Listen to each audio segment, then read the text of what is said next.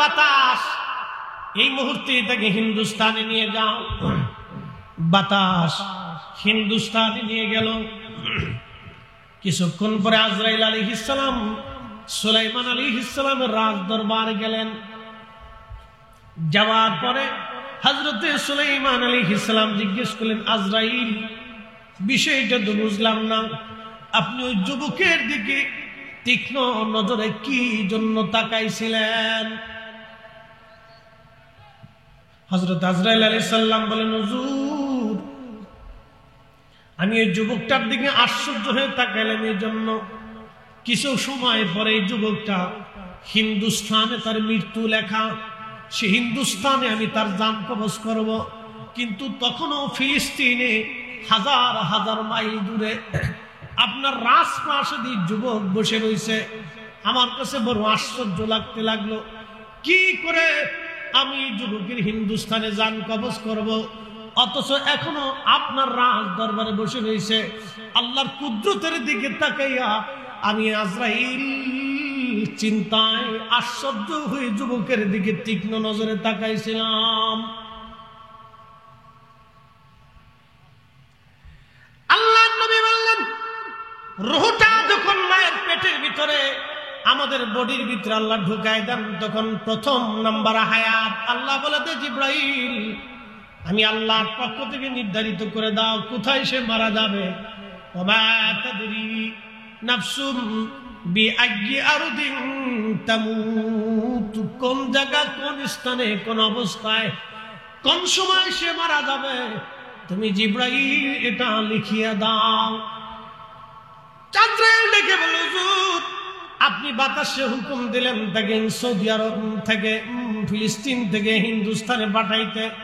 সেই হিন্দুস্তানে বাতাস যখন তারা নামাইল, আমি ওইখানে তার জান কবজ করে আল্লাহর দরবারে জান পৌঁছাই দিই, আমি আপনার দরবারে আবার চলে আসছি। চিৎকার মেরে জোরে বলেন আল্লাহু আকবার। জিন্দেগি তোর যাইরে ফাঁকি দিয়া রে সোনার আদর, জিন্দেগি তোর যায় ফাঁকি দিয়া। ও আদম রে, কাবিনের ওই কোলেতে কাল ঘুমেতে রইলি তুই, সারা নিশি কাটাইলি তুই ঘুমাইয়া ঘুমাইয়া রে সোনার আদর, জিন্দেগি তো যায় ফাঁকি দিয়া। কেন মাহফিল দরকার? কেন ঈদে মিলাদুন নবীর মাহফিল দরকার? কেন ঘরে ঘরে মিলাদ দরকার? কেন ঘরে ঘরে কোরআন খতম করার দরকার? তার বাস্তব প্রমাণ যদি দেখতে চান, আজকে আমি দেখলাম মিডিয়াতে পাকিস্তান থেকে একজন বাংলাদেশে একজন গায়ক আসছে। ওই গায়কের গান শোনার জন্য আমার ঢাকা শহরের ধনীর আদরের দুলালেরা জিন্সের প্যান্ট পরে, হাফ প্যান্ট পরে, গেঞ্জি গায়ে দিয়া হাজার হাজার যুবক যুবতী বেহায়াপনা করতেছে। একবার জোরে বলা যাবে কি নাউজুবিল্লাহ? জিন্সের প্যান্ট পরে, গেঞ্জি গায়ে দিয়ে আমার দেশের নারী সমাজ, মুসলমানের সন্তান, মুসলমানের মেয়ে, কালমা পড়নেওয়ালা মুসলমানের মেয়ে জিন্সের প্যান্ট পরে হাজার হাজার নারী বেহায়াপনা করে ওই কনসার্টে হাজার হাজার নারী অর্ধুলঙ্গ হয়ে নাচতেছে। এর অর্থ হচ্ছে আমার দেশের প্রত্যেকটা অঞ্চলে অঞ্চলে মাহফিল দরকার। আমার মিলাদুন নবী প্রত্যেকটা মসজিদে, ঘরে ঘরে, এলাকায় চালু হওয়া দরকার। প্রত্যেক ঘরে ঘরে রাসূলের কালিমের দুরূদ ও সালাম মিলাদ কিয়াম চালু হওয়া দরকার। প্রত্যেক ঘরে ঘরে মুসলমানের কোরআন খতম হওয়া দরকার। কথা বলেন ঠিক না? নারে তাকবীর, নারে রিসালাত, নারে গাউসিয়া, শাহে মদিনা, আহলে সুন্নাত ওয়াল জামাত। এই বেদাতের তক্কা দিয়ে, বেদাতের ভয় দেখিয়ে, বেদাতের দোহাই দিয়ে আমার দেশের কোরআন খতম উঠিয়ে দেওয়া হচ্ছে, মিলাদ শরীফ উঠিয়ে দেওয়া হচ্ছে, দোয়া উঠিয়ে দেওয়া হচ্ছে। মিলাদুন নবীর মাহফিলকে বন্ধ করে দেওয়ার জন্য আমার দেশের এক প্রকার ইহুদি দালালেরা উঠে পড়ে লেখেছে, আমরা সুন্নিরা যতদিন পর্যন্ত জিন্দা থাকবো আল্লাহর জমিনে আল্লাহর নবীর মিলাদুন নবীর মাহফিল চালু থাকবে। হাত উঁচা করে বলেন ঠিক না?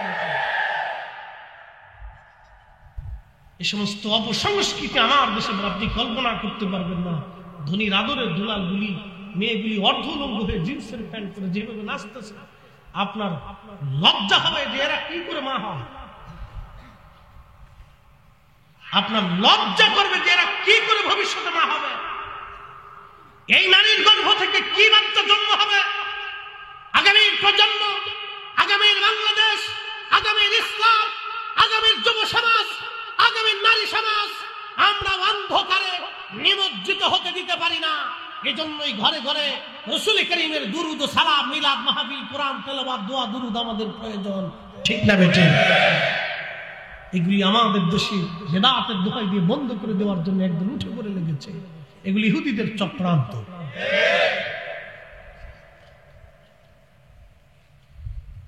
প্রেমতার বাড়িবাসী খুবই মনোযোগের সাথে কথাগুলি শুনে যাবেন। আল্লাহ রাব্বুল আলামিন আমাদেরকে বানাইলেন কি থেকে বানাইলেন? বলবেন হুজুর কেন সর্বপ্রথমে আপনি এই কথা বললেন? রক্ত যদি ভালো থাকে, যদি বীজ ভালো থাকে, গাছ ভালো হয়। কথা মনে রাখবেন, বীজ ভালো থাকলে গাছ ভালো হয়। তার বাস্তব প্রমাণ আমি আপনাদেরকে একটা ঘটনা দিয়ে যাই। বিশ্ববিখ্যাত ইমাম, বিশ্ববিখ্যাত একজন মুজাদ্দিদ, তার নাম হযরত ওমর ইবনে আব্দুল আজিজ। ইসলামের প্রথম মুজাদ্দিদ যাকে বলা হয়, হযরত ওমর রাদিয়াল্লাহু আনহুর পরে ইসলামে যাকে দ্বিতীয় ওমর বলা হয়। হযরত ওমর ইবনে আব্দুল আজিজ মুসলমানদের যখন তিনি খলিফা হওয়ার পর ওমর ইবনে আব্দুল আজিজ রাদিয়াল্লাহু আনহু, তিনার স্ত্রীর নাম ছিল ফাতেমা। ছোট্ট সন্তান কেবল হাঁটাহাঁটি করা শিখেছে। বাইতুল মালে নিয়ে যাওয়া হলো রাষ্ট্রীয় কোষাগার। রাষ্ট্রীয় কোষাগারে যখন তাকে নিয়ে যাওয়া হলো, রাষ্ট্রীয় কোষাগারে অনেক কিছু জমা হয়েছে। তো তখন কিছু আপেল ভিন্ন এলাকা থেকে রাষ্ট্রীয় কোষাগারে জমা হলো।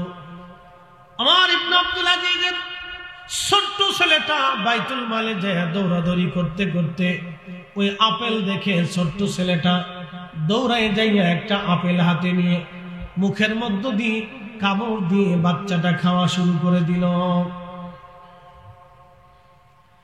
ওমর ইবনে আব্দুল আজিজ দৌড়ে যাইলেন, বাচ্চার হাত চেপে ধরলেন। বাচ্চার হাত চেপে ধরার পরে ওমর ইবনে আব্দুল আজিজ রাহিমাহুল্লাহ বাচ্চার মুখের মধ্যে চাপ দিয়ে ধরে আঙ্গুলটা দিয়ে মুখের মধ্যে যে আপেল ছিল, এই আপেলটা আস্তে করে টান দিয়ে বের করে নিয়ে আসলেন। বাচ্চার হাত থেকে যখন আপেল নিয়ে বাইতুল মালে রেখে দিলেন, ছোট্ট বাচ্চা অত কিছু বুঝে না। ওই ছোট্ট বাচ্চাটার সাথে সাথে কেঁদে ফেললো, কান্না শুরু করে দিল। তার স্ত্রী ফাতেমা ডাক দিয়ে বলেন, স্বামী আমার, আপনি আমার এতটুকুন বাচ্চাকে কষ্ট না দিলেও তো পারতেন। আপনি কেন এতটুকুন বাচ্চাও তো বুঝে নাই? বাইতুল মাল থেকে না একটা ছোট্ট আপেলও নিয়ে গেছে। কি জন্য আপনি তারে কান্না করাইলেন? কি জন্য আপনি তারে কষ্ট দিলেন গো স্বামী আমার? ওমর ইবনে আব্দুল আজিজ ডাক দিয়ে বলেন, ফাতিমা বিবি আমার, তুমি জানো এটা বাইতুল মাল সরকারি কোষাগার, আর এই রাষ্ট্রীয় কোষাগার আল্লাহর পক্ষ থেকে আমাকে আল্লাহ খলিফা হিসেবে আমানতদার বানিয়েছে। আমার সন্তান একটা আপেল খেয়ে ফেলে দিবে, কিয়ামতের ময়দানে আপেলের জন্য আল্লাহর আদালতে আমার দাঁড়ায় থাকতে হবে। দুনিয়াতে তোমার সন্তান কান্না করুক, তাতে আমার কোনো আফসোস নাই, কিন্তু কিয়ামতের ময়দানে তোমার একটা সন্তানের আপেলের জন্য আমি ওমর ইবনে আব্দুল আজিজ এই রাষ্ট্রের হিসাব দিতে যাইয়া আল্লাহর আদালতে দাঁড়ায় থাকতে হবে। শাস্তির মুখাপেক্ষী হতে হবে। এই লজ্জা নেওয়ার আগে দুনিয়া থেকে বাচ্চা কান্না করলে আমার তাতে কোনো দুঃখ নাই। একবার জোরে বলা যাবে আল্লাহু আকবার। নারা চিৎকার মেরে বলেন আল্লাহু আকবার। এরা রাসূলুল্লাহর উম্মত। নবী বলেন উম্মতে কিয়ামতের আলামতের একটা আলামত হলো ওয়াদাউল আমানা। আমানতের খেয়ানত হবে, আমানতের খেয়ানত হবে, আমানতের খেয়ানত হবে। স্ত্রী স্বামীর আমানত নষ্ট করবে, স্বামী স্ত্রীর আমানত নষ্ট করবে, ভাই ভাইয়ের আমানত নষ্ট করবে, বোন ভাইয়ের আমানত নষ্ট করবে, বাবা সন্তানের আমানত নষ্ট করবে, সন্তান বাবার আমানত নষ্ট করবে, মা সন্তানের আমানত নষ্ট করবে। কল্পনা করতে পারবেন আমেরিকার একটা নারী তার বাচ্চাটাকে আমেরিকার একটা নারী তার 6 মাসের বাচ্চাটাকে ঘরের মধ্যে বন্দি রেখে তার বয়ফ্রেন্ডের সঙ্গে 10 দিনের সফরে সমুদ্রে ঘুরতে গেল। ওই বাচ্চাটা 3 দিন পরে মারা গেল না খেয়ে। চিন্তা করতে পারেন, এর নাম পরকিয়া। বয়ফ্রেন্ডের সাথে ঘুরতে গেছে। আমার বাংলাদেশে এরকম জিন্সের প্যান্ট পরা শার্ট গাইয়া কলেজ ভার্সিটির মেয়ের এখন বয়ফ্রেন্ড আর গার্লফ্রেন্ড তালাশ করে বেড়ায়। আমি নাম দিছি বয়ফ্রেন্ড আর গার্লফ্রেন্ড না, আমি নাম দিছি কুত্তা ফ্রেন্ড। আপনার লজ্জা করা উচিত একটা বাবা হিসাবে। ওই নারীর বাবার লজ্জা করা উচিত। ও বাপ হতে পারে না, একটা হিজড়া যার মেয়ে জিন্সের প্যান্ট পরে রাস্তা দিয়ে হাঁটে, তো হিজড়া। কয়েকদিন আগে দেখেছেন আদরের দনির দুলালিরা গুলশান বনানীতে মদ পান করে একটা আরেকটা চুল টেনে ছিটতেছে। নারী জাতি যদি মদ পান করে সে নারী হতে পারে? ওই পেট থেকে কিসের জন্ম হবে? আগামী প্রজন্ম কোথায় চলে যাচ্ছে আপনি কল্পনা করতে পারবেন না। এজন্যই আমার দেশে বেশি বেশি ঘরে ঘরে নবীর দুরূদ সালাম মিলাদ কিয়াম কোরআন খতম দরকার। কথা কোন ঠিক কিনা?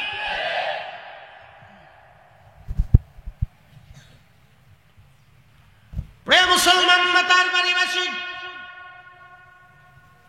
মনোযোগ দিয়ে শুনে যাবেন। আপনারা একবারে বাংলাদেশের একটা প্রান্ত সমুদ্র কেরারবর্তী এলাকা, খুবই গ্রামের মধ্যে আপনারা বসবাস করেন।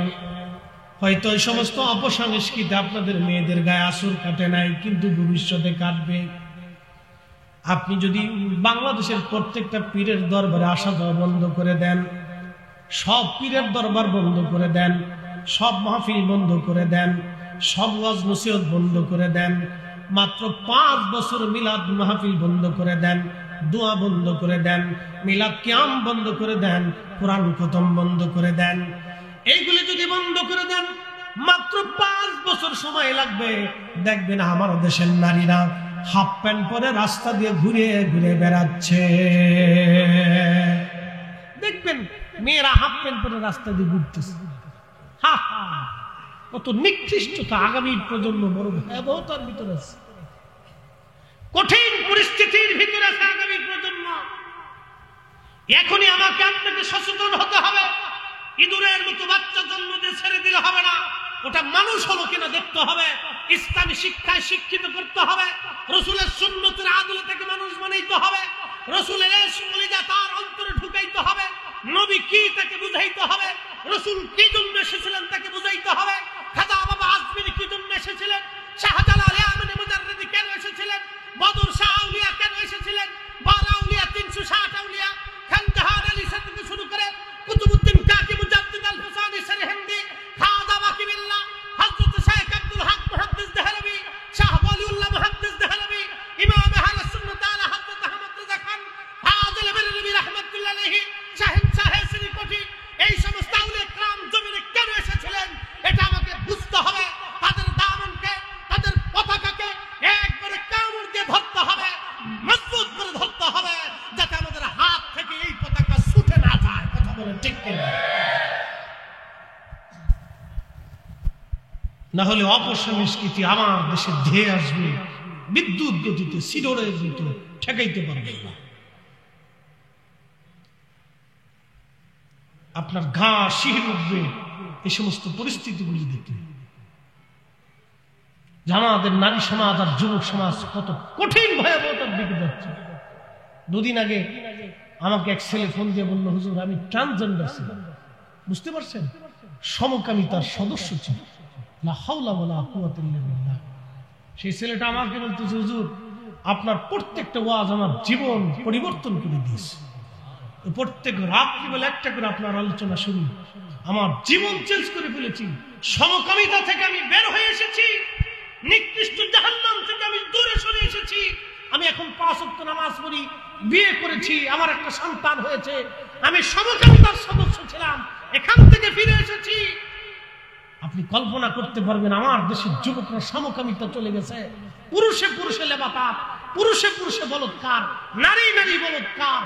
যেই গোষ্ঠীর জন্য কওমে লূত আলাইহিস সালামের কওমকে আল্লাহ ধসিয়ে দিয়েছিলেন, বাহারে মায়াত তৈরি হয়েছে।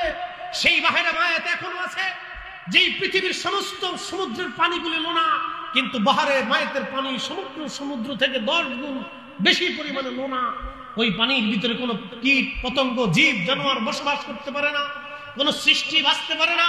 সেই কওমে লূত, বাহারে মায়াত, সেই এখন আল্লাহ পাক সেই নিদর্শন দেখে দিয়েছেন। সেই ট্রান্সজেন্ডার সমকামিতা আমার দেশে বিদ্যুতের মতো, সিডরের মতো আমার দেশে ধেয়ে আসতেছে। যদি এখনই সতর্ক না হন, এখনই যদি ঈমানের বলে বলিয়ান না হন, রাসূল কারীমের সেই দামনকে, পতাকাকে মজবুত করে না ধরে, আউলিয়া কেরামের দেওয়া, শাহজালালের দেওয়া ইসলামকে যদি এখনো দাঁত দিয়ে কামড়তে না ধরে, তাহলে এ জাতি অন্ধকারে নিমজ্জিত হবে। শাহজালালের বাংলা, শাহপরানের বাংলা, শাহ আমানতের বাংলা, বারাউলিয়ার বাংলা, 360 আউলিয়ার বাংলা, এই সমস্ত অপসংস্কৃতি বেহায়াপনা আমরা সুন্নিরা জীবন গেল ঢুকতে দেব না। কথা বলেন ঠিক না বেঠিক? উপস্থিতি বড় ভয়াবহতার মধ্যে আমরা, আপনি কল্পনা করতে পারবেন। আপনি এখনই কনসার্ট মহেশখালীতে কনসার্ট দেন, দেখবেন লাখে লাখে যুবক আর যুবক। কথা কর না কেন? আপনি কক্সবাজার সমুদ্র সৈকতে কনসার্ট দেন, লক্ষ লক্ষ যুবক যুবতী, হয় আমার সন্তান, না হয় আমার মেয়ে, না হয় আমার ভাতিজি, না হয় আমার ভাগ্নি, না হয় আমার দূর সম্পর্ক আত্মীয়, না আমার প্রতিবেশী, না আমার এলাকার কেউ, না আমার বংশের কেউ, কেউ না কেউ যা দেখবেন ওই কনসার্টে অর্ধ উলঙ্গ হয়ে পুরুষ নারী একসাথে উলঙ্গপনা করতেছে। মানুষ জাতি এতটা নিকৃষ্ট কি করে হতে পারে? মানব জাতি এতটা নিকৃষ্ট কি করে হতে পারে? কার মেয়ে কার ছেলে তার খবর নাই, একসাথে নাচানাচি করতেছে, চলতেছে। আল্লাহ এই জন্য আমাদেরকে বানান, যে মাটির উপর আজ বসে আছি সেই মাটির নিচে আমাদের ঘর হবে। কথা বলেন ঠিক কিনা? সেই মাটির নিচে আমাদেরকে ঘর হবে। আল্লাহ বলছেন সুম্মা ইউমীতুকুম, তোমাদেরকে আমি মৃত্যু দিয়ে দেব। সুম্মা ইউহয়ীকুম, তোমাদেরকে আমি আবার আল্লাহ জিন্দা করব। সুম্মা ইলাইহি তুরজাউন, আমি আল্লাহ তোমাদেরকে আবার আমার দরবারে ইলাহির সামনে দাঁড় করাবো। বিচারের কাঠগড়ায় হিসাব নিকাশের জন্য, তোমার জীবনের কর্মের হিসাব দেওয়ার জন্য আমি আল্লাহ তোমাকে দাঁড় করাবো। আহা, কি কঠিন সেদিন! প্রিয় মুসলমান, খুবই মনোযোগ দিয়ে শুনে যাবেন। সৃষ্টির একটু পরিক্রমা থেকে আলোচনা করে আমি আবার অন্যদিকে আলোচনায় চলে যাব। মনোযোগ দেন। এই যে দেহ আপনারা দেখেন, এই দেহটার সূচনা হলো বাদা খালকাল ইনসানি মিন তুরামিন তিন। মানব জাতিকে আল্লাহর সৃষ্টির সূচনা করলেন মাটি থেকে। সুম্মা জাআলা নাসলাহু, বংশ বিস্তার করলেন আল্লাহ। মিন সুলালাতিন মিন মাইন মাহিন, আল্লাহর কোরআন বলতেছে শরীরের নির্গত পানি যেটা পুরুষের পৃষ্ঠদেশ থেকে আসে, নারীর বক্ষ থেকে আসে, পবিত্র বন্ধন, বৈধ বন্ধন, বৈবাহিক বন্ধনের মাধ্যমে আল্লাহ ওই বাবা এবং মায়ের শরীর থেকে নির্গত পানি মায়ের রহমের ভিতরে একবারে নিরাপদ আধারে আমার আল্লাহ পাক সেই পানিটাকে জমা করেন। অথচ আমি কিছুই ছিলাম না, অস্তিত্বহীন আমি ছিলাম। ওই পানি, পানির সাথে মাটি, মাটির সাথে পানি, পানির সাথে হাওয়া, হাওয়ার সাথে আপনার আগুন, আব আতশ খাক বাদ, আগুন, পানি, মাটি, বাতাস, এই চারটা পদার্থ দিয়ে আল্লাহ মানুষ বানাইলেন। চিৎকার মেরে জোরে বলেন না সুবহানাল্লাহ। চার রঙের মশলা দিয়া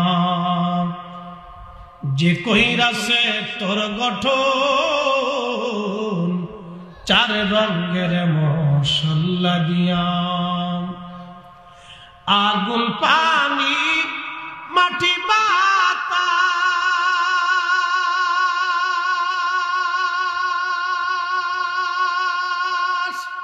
একযোগে করিয়া প্রকাশ। আগুন, পানি, মাটি, বাতাস একযোগে করিয়া প্রকাশ। ওরে দেখলি না তুই কইরা তালাশ, ওরে দেখলি না তুই কইরা তালাশ, কোন জায়গা সে মহাজন।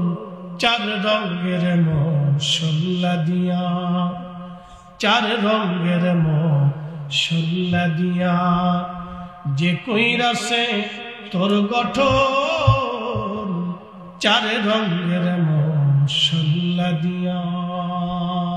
সালাতুন ইয়া রাসূলুল্লাহ,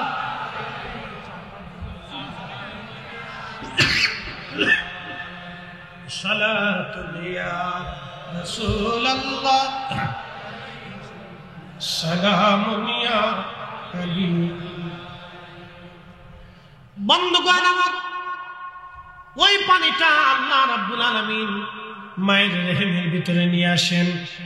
একটা বিশেষ জায়গা, পৃথিবীর সবচাইতে নিরাপদ জায়গা।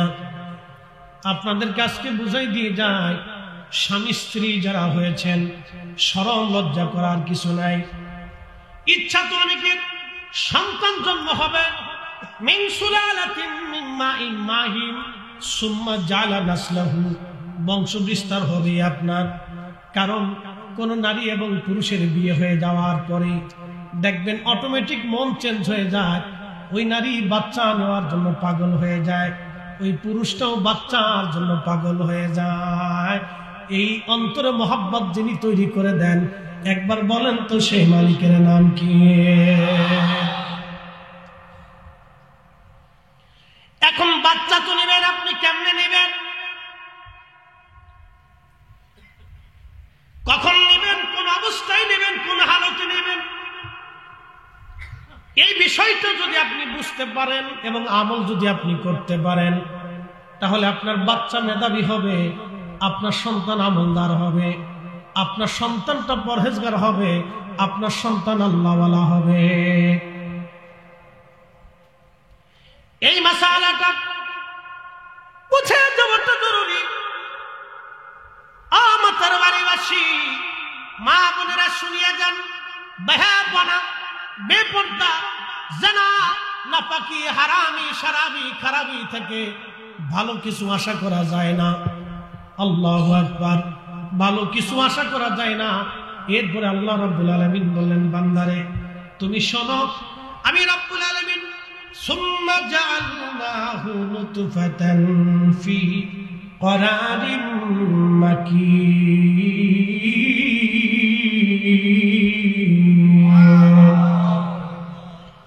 বুঝতে কি কোনো অসুবিধা? একসাথে বলি তো আল্লাহু আকবার। বেশি রাত হয় নাকি? সারা রাত যদি না হয় তাহলে হবে? সারা রাতের দরকার আছে, আসেননি আপনারা? মাতার বাড়ি একটা অভ্যাস আছে, তাবারক ছাড়াইছে। অনেক জায়গায় তাবারক না দিলে বসেন। তো আপনাদের এই গুণটা খুব ভালো, আপনারা বেশ মাশাআল্লাহ এই তাবারক ছাড়াই আলহামদুলিল্লাহ যথেষ্ট পরিমাণে শ্রোতা মাতার বাড়িতে উপস্থিত হয়। এটা একটা ভালো দিক। আপনার নসিহত শুনেন, ওয়াজ শুনেন, আজকে আমারটা শুনবে খুব মনোযোগ দিয়ে, কথা শোনার জন্যই আপনারা আসছেন। আমি কোরআন থেকে বলতেছি। আল্লাহ বললেন, তোমার যে নুতফাটা বাবার নির্গত, মায়ের শরীর থেকে নির্গত যে নুতফা পানি, এটা আল্লাহ এমন একটি স্থানে রাখলেন, ফি করারিন মাকিন, একবারে নিরাপদ আধারে, নিরাপদ স্থানে। পৃথিবীর সমস্ত জ্ঞান, সমস্ত বিজ্ঞান আল্লাহর দেওয়া, আল্লাহর বানানো এই মাতৃত্ব, আল্লাহর দেওয়া এই রেহেম, মায়ের যে রেহেমটা, পেটটা, এই জায়গাটা পৃথিবীর সব বিজ্ঞানী ইচ্ছা করলে, চেষ্টা করলে বানাইতে পারবে। একসাথে বলুন পারবে। তাহলে জিকির হবে কার? জোরে বলেন কার? ইবাদত হবে কার? সেজদা হবে কার? সব আইন মানবে কার? এই যে সমুদ্র পাশে কার আইনে চলে? না বাংলাদেশ আবহাওয়া অধিদপ্তর? এই সমুদ্রের মাছগুলি কার আইনে চলে? এই যে আমার সূর্য আকাশে উদিত হয় কার আইনে? হাজার বছরের সারা পৃথিবীর সমস্ত সেনাবাহিনী, সমস্ত ক্ষেপণাস্ত্র, সমস্ত অস্ত্র দিয়ে, মেধা দিয়ে চেষ্টা করলেও সূর্য 1 মিনিট বন্ধ করা যাবে। প্রচন্ড গরম পড়তেছে, চারপাশে সালাতুল ইস্তিসকার নামাজ মুসলমানরা পড়তেছে, বৃষ্টি হয় না। আল্লাহ যত সময় পর্যন্ত হুকুম না করবে তত সময় পর্যন্ত বাংলাদেশে বৃষ্টি হবে না। কথা বলেন ঠিক কিনা? এত প্রচন্ড গরম, মালিক হুকুম না করা পর্যন্ত গরম যাবে না। এত গরম পড়তেছে, সমস্ত এসি বাংলাদেশে যদি ফিট করে দেন, আরো এসি যদি বিদেশ থেকে আনেন, কয়েকশো কোটি এসিও ফিট করে দিলে বাংলাদেশ আল্লাহর বাতাস দিয়ে যেমন ঠান্ডা হবে, এইভাবে ঠান্ডা বানাইতে পারবে। সমস্ত ক্ষমতার মালিককে আল্লাহ, যার জন্য পৃথিবী সাজাইলেন তিনি রাহমাতুল লিল আলামিন। আল্লাহর পরেই যার গোলামি করব তিনি নবী, যার জন্য জীবন দেব তিনি নবী, যার জন্য বেঁচে থাকবো তিনি নবী, যার জন্য সংসার করব তিনি নবী, যার জন্য জাহাজের ময়দানে ঝাঁপিয়ে পড়ব তিনি নবী। হাত উঁচা করে বলেন ঠিক না বেঠিক? প্রেমতার বাড়িবাসী খুব মনোযোগ দিয়ে শুনিয়ে যান। আল্লাহ রাব্বুল আলামিন বললেন, আমি তোমাদের এই সৃষ্টিটাকে, এই নুতফাটাকে আমি মায়ের রেহেমের আধারের মধ্যে রেখে দিলাম। এরপরে আমি আল্লাহ সুম্মা খালাকনান নুতফাতা আলাকা, এই নুতফাটাকে আমি রক্তপিণ্ড বানাইলাম। খুব মনোযোগ দিয়ে, এই নুতফাটাকে আমি রক্তপিণ্ড বানাইলাম। ফাখালাকনাল আলাকাতা মুদগা, এরপরে আমি এই রক্তপিণ্ডটাকে আমি আল্লাহ গোশতের টুকরা বানাইলাম। ফাখালাকনাল মুদগাতা ইদামা, এরপরে আমি রব্বুল আলামিন এই গোশতের টুকরাটাকে অস্থি পিণ্ডরে আমি আল্লাহ বানাইলাম, হাড্ডি গুড্ডি বানাইলাম। এরপরে আমার আল্লাহ বললেন, ফাকাসাউনাল ইদামা লাহমা, আমি রব্বুল আলামিন ওই অস্থি পিণ্ডরগুলিকে গোশত দিয়ে আমি আল্লাহ ভরাট করে দিলাম। এই যে আমাদের গোশতগুলি ভরাট করে দিলাম, আমি রব্বুল আলামিন ভরাট করলাম। সুম্মা আনশানাহু খালকান আখার, কতই না সুন্দর করে অনন্য উপায়ে আমি আল্লাহ ওই মানুষকে বানিয়ে দিলাম। একবার জোরে বলা যাবে কি সুবহানাল্লাহ? তুমি রহমান, তুমি মেহেরবান, বলেন তুমি রহমান, তুমি মেহেরবান। অন্ধ গাহে না শুধু তোমারই গুণগান, বলেন অন্ধ গাহে না শুধু তোমারই গুণগান। বুঝেও বুঝে না তবু শান, তুমি রহমান, তুমি মেহেরবান, বলেন তুমি রহমান, তুমি মেহেরবান। সালাতুন ইয়া রাসূলুল্লাহ আলাইকুম। আহা জবান খুলে সালাতুন ইয়া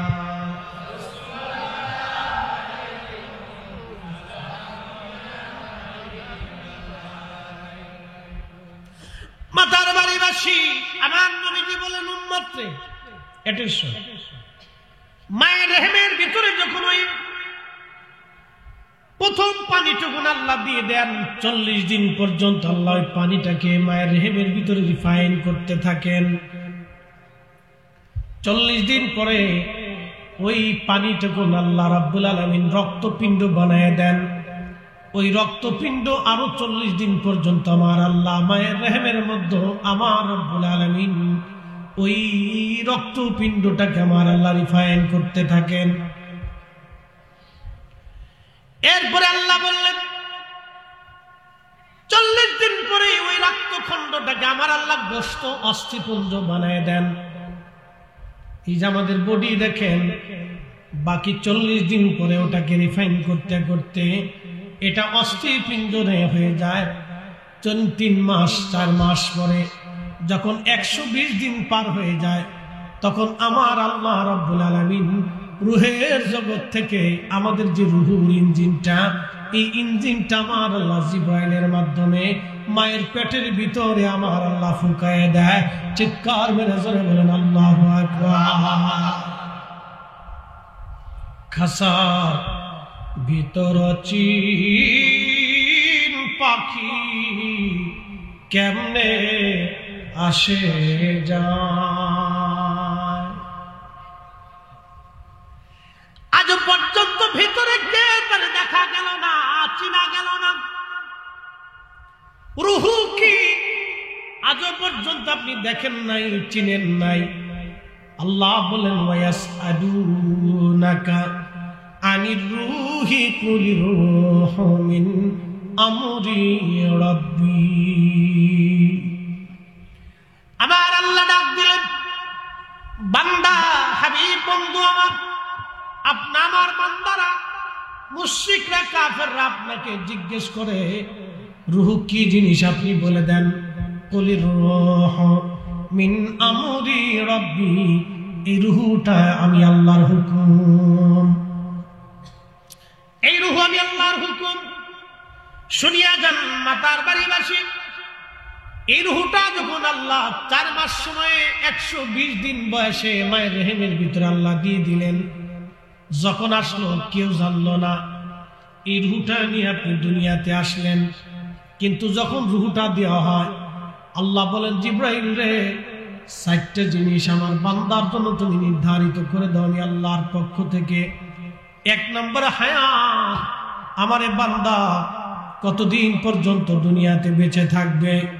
সালাতুন ইয়া রাসূলুল্লাহ আলাইকুম,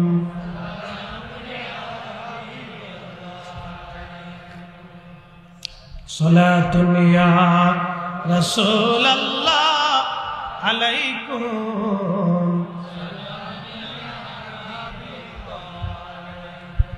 খবর লাও ইয়া রাসূলুল্লাহ, খবর লাও মেরে মাওলা মেরে আকা, খবর লাও সালাতুন ইয়া রাসূলুল্লাহ আলাইকুম। একটু জিকির করে আল্লাহ আল্লাহ আল্লাহ আল্লাহ আল্লাহ আল্লাহ আল্লাহ আল্লাহ আল্লাহ আল্লাহ আল্লাহ আল্লাহ।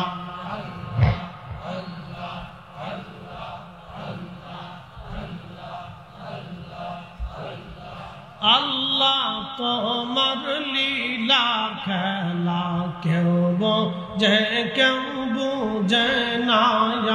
আল্লাহ আল্লাহ আল্লাহ কাউকে রাখো গাছ তলাতে, কাউকে রাখো বালাখানায়। আল্লাহ কাউকে রাখো গাছ তলাতে, কাউকে রাখো বালাখানায়। আল্লাহ তোমার লীলা খেলা কেউ বোঝে কেউ বোঝে না। আল্লাহ আল্লাহ আল্লাহ আল্লাহ ইব্রাহিম তোমার নবী ছিল নমরুদের আগুনে ইব্রাহিম তোমার নবী ছিল, নমরুদের আগুনে ফেললো, আগুন হইল ফুলবাগি পশম কেন করলো না আল্লাহ, আগুন হইল ফুলবাগি পশম কেন করলো না আল্লাহ, তোমার লীলা খেলা কেউ বোঝে কেউ বুঝে না আল্লাহ আল্লাহ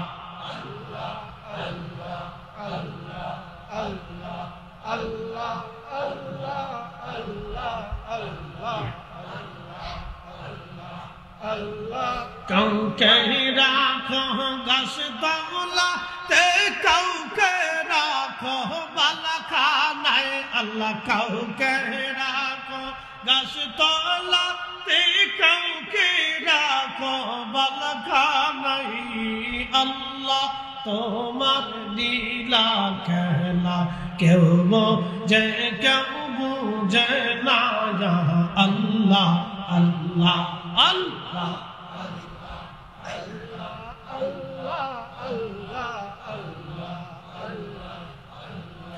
ইউনুস তোমার নবী ছিল, মাসে তারে গিলে ফেললো, ইউনুস তোমার নবী ছিল, মাসে তারে গিলে ফেললো, মাসের পেটে রইলেন ইউনুস, হজম কেন হইল না আল্লাহ, মাসের পেটে রইলেন ইউনুস, হজম কেন হইল না আল্লাহ, তোমার লীলা খেলা কেউ বোঝে কেউ বোঝে না আল্লাহ আল্লাহ কাউকে রাখো গাছ তলাতে, কাউকে রাখো বালাখানায় আল্লাহ, কাউকে রাখো গাছ তলাতে, কাউকে রাখো বালাখানায় আল্লাহ, তোমার লীলা খেলা কেউ বোঝে কেউ বুঝে না আল্লাহ আল্লাহ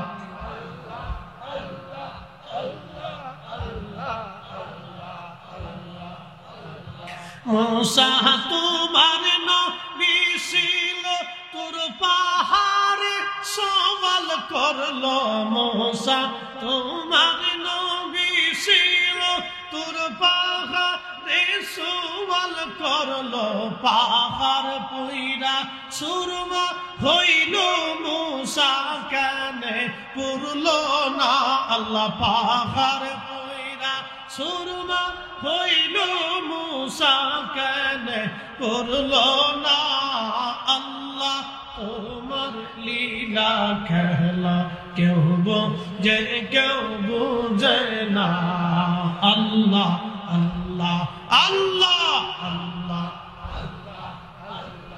আল্লাহ আল্লাহ কাউকে রাখো গাছ তলাতে, কাউকে রাখো বালাখানায় আল্লাহ, কাউকে রাখো গাছ তলাতে, কাউকে রাখো বালাখানায় আল্লাহ, তোমার লীলা খেলা কেউ বোঝে কেউ বুঝে না আল্লাহ আল্লাহ আল্লাহ আল্লাহ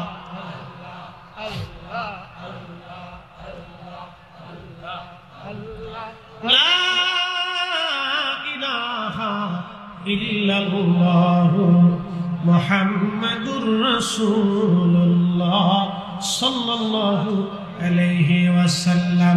নারায়ে তাকবীর, আল্লাহু আকবার, নারায়ে রিসালাত, নারায়ে গাউসিয়া, আলে সুন্নাতুল জামাত, নারায়ে তাকবীর, আল্লাহু আকবার।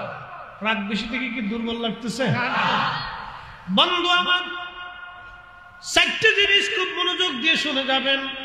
আল্লাহ রসুল বললেন জিব্রাইলকে আল্লাহ বললেন, জিব্রাইল রে, আমার এই বান্দার জন্য তুমি যে রূহ দিলাম, এই রূহওয়ালা বান্দার জন্য 4টে জিনিস আমি আল্লাহর পক্ষ থেকে নির্ধারিত করে দাও। 1 নম্বর হায়াত, বান্দার কতদিন পর্যন্ত দুনিয়াতে বাঁচবে এই হায়াতটা তুমি নির্ধারিত করে দাও। হায়াত শেষ হয়ে যাওয়ার 1 সেকেন্ড আগেও হবে না, 1 সেকেন্ড পরেও হবে না। একদিন মাটি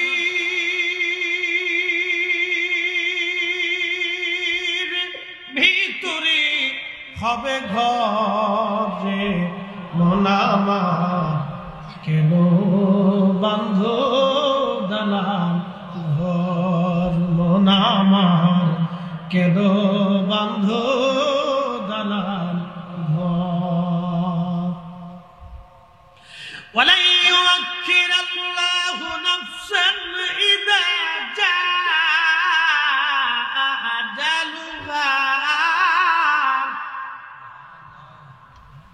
আল্লাহ বলেন বান্দারে 1 সেকেন্ড সময় আগেও হবে না, পরেও হবে না। হায়াত যখন শেষ হবে, আগেও না পরেও না, তোমার জিন্দেগির হায়াত শেষ, মালাকুল মউত তোমার সঙ্গে সাক্ষাৎ করবে, আগেও হবে না পরেও হবে না। হযরত সুলাইমান আলাইহিস সালাতু ওয়াস সালামের বিরাট বড় রাজ দরবার ছিল, বর্তমান যেটা ফিলিস্তিনের বাইতুল আকসা।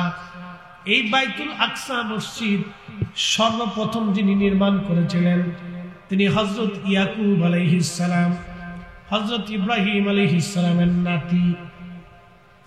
ইয়াকুব আলাইহিস সালাম সর্বপ্রথম বাইতুল আকসা নির্মাণ করেছিলেন। এরপরে দ্বিতীয়বার যেটা সংস্কার এবং সুন্দর বিল্ডিং দিয়া, আলিশান পাথর দিয়ে, দামি দামি পাথর, আল্লাহু আকবার। এবার ওই যে আল্লামা ইসমাইল হাকি তাফসীর রুহুল বায়ানের মধ্যে লেখেন, হযরত সুলাইমান নবীজি মসজিদ বানাইছিলেন পৃথিবীর দামি দামি মুক্তা এবং পাথর দিয়ে। এই পাথরের আলো এতই আলো ছিল, রাতের আধারে 16 মাইল দূর থেকে ফিলিস্তিনের নারীরা পাথরের আলো থেকে সুই দিয়ে তারা কাঁথা কাপড় সেলাই করতে পারত। একবার জোরে বলা যাবে আল্লাহু আকবার। আজ পর্যন্ত বিজ্ঞানে যেটা সম্ভব হয় না, সেটা সুলাইমান নবী দেখাই দিয়ে গেল। তেলের গাড়ি তেলে চলে,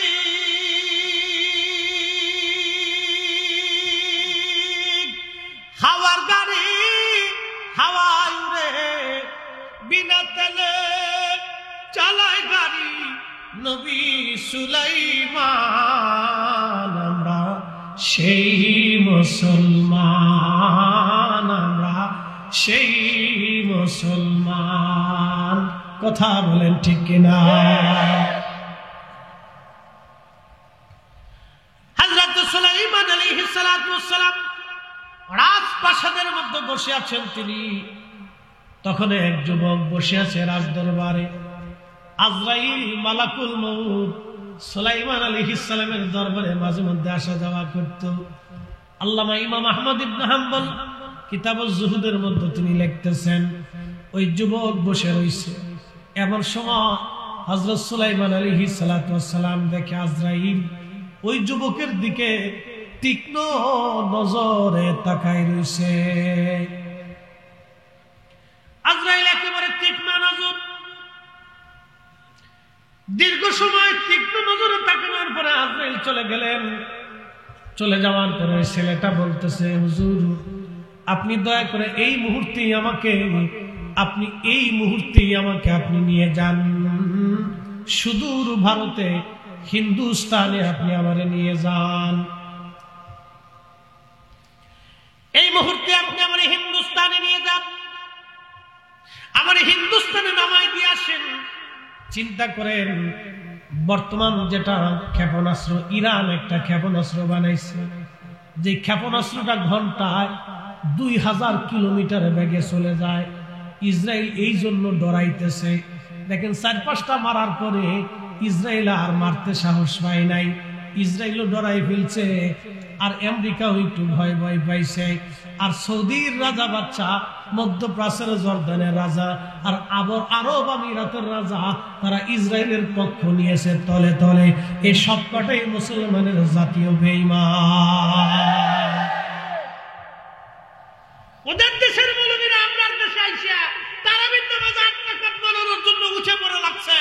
ওদের দেশের তেল বিক্রি করে আমার দেশের শায়েখরা এই নামাজের ভিতরে বুকের উপরে হাত পেতে নামাজ পড়ে আমার মসজিদে ভেজাল বাঁধাইছে। ওদের দেশের মৌলবীরা এই দেশে আসিয়া আমার দোয়া বন্ধ করে দিচ্ছে, মিলাদুন নবীর শিরিক বলতেছে, আমার এই কুরআন খতম বন্ধ করে দিয়েছে, রিসালে সওয়াব বন্ধ করে দিতে যাচ্ছে, আল্লাহর ওলিদের দরবারে যাওয়াকে শিরিকের ফতোয়া দিচ্ছে। শাহজালালের জমিন, শাহপরানের জমিন, শাহ মাকদুমের জমিন, বড় আউলিয়ার জমিন, 360 আউলিয়ার জমিনে এই নজদিবাদের ঠাই হবে না, ঠাই হবে না। হাত উঁচা করে বলেন ঠিক না বেঠিক?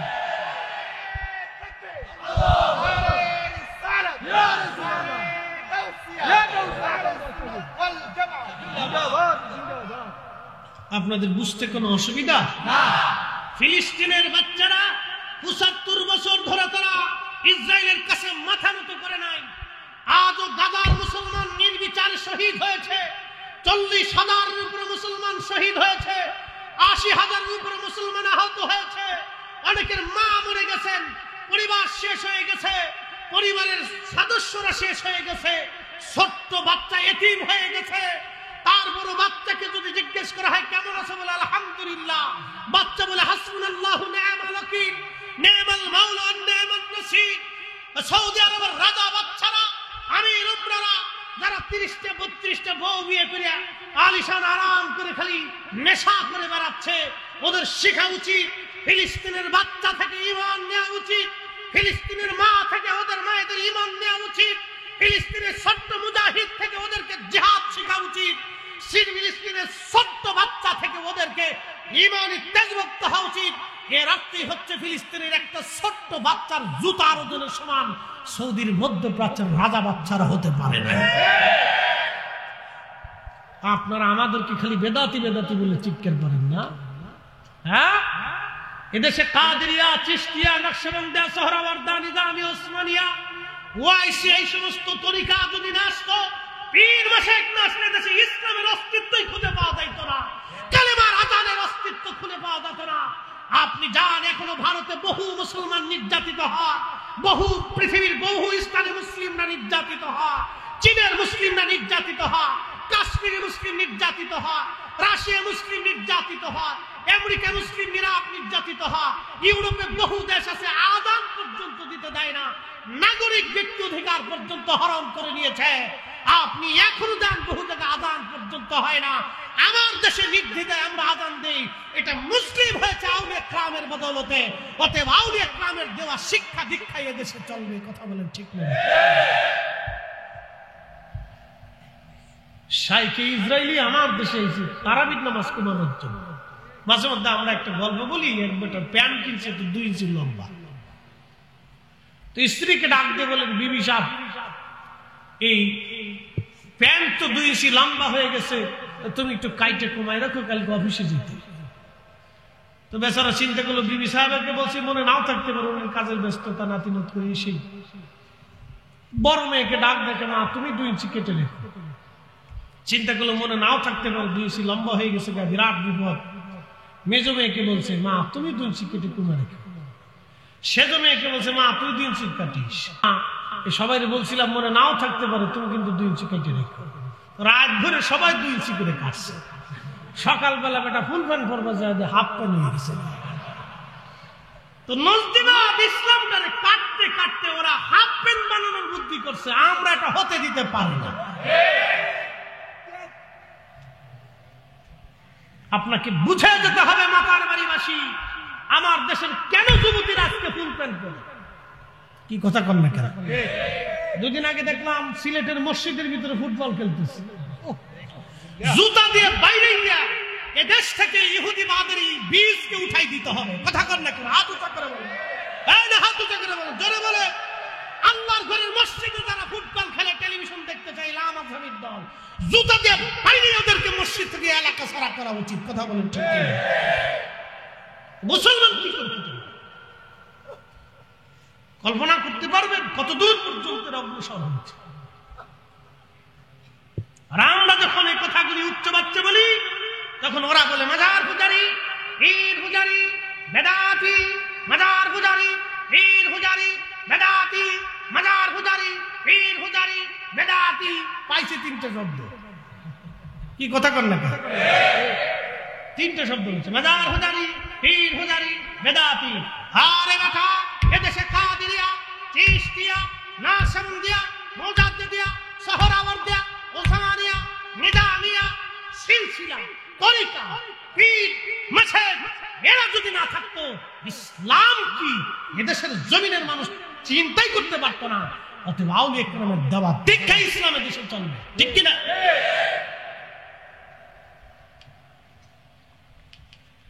আফসোস আজকে উম্মতের জন্য বড় কঠিন পরিস্থিতির সম্মুখীন আমরা। আমাদেরকে একবার উহুদ পাহাড়ের মতো শক্ত থাকতে হবে। কষ্ট হচ্ছে আপনাদের? কিছু সময় বসা যাবে তো ইনশাআল্লাহ?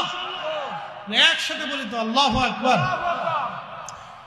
সুন্নি মুসলমান জাগো, সুন্নি মুসলমান, বলেন সুন্নি মুসলমান জাগো, সুন্নি মুসলমান।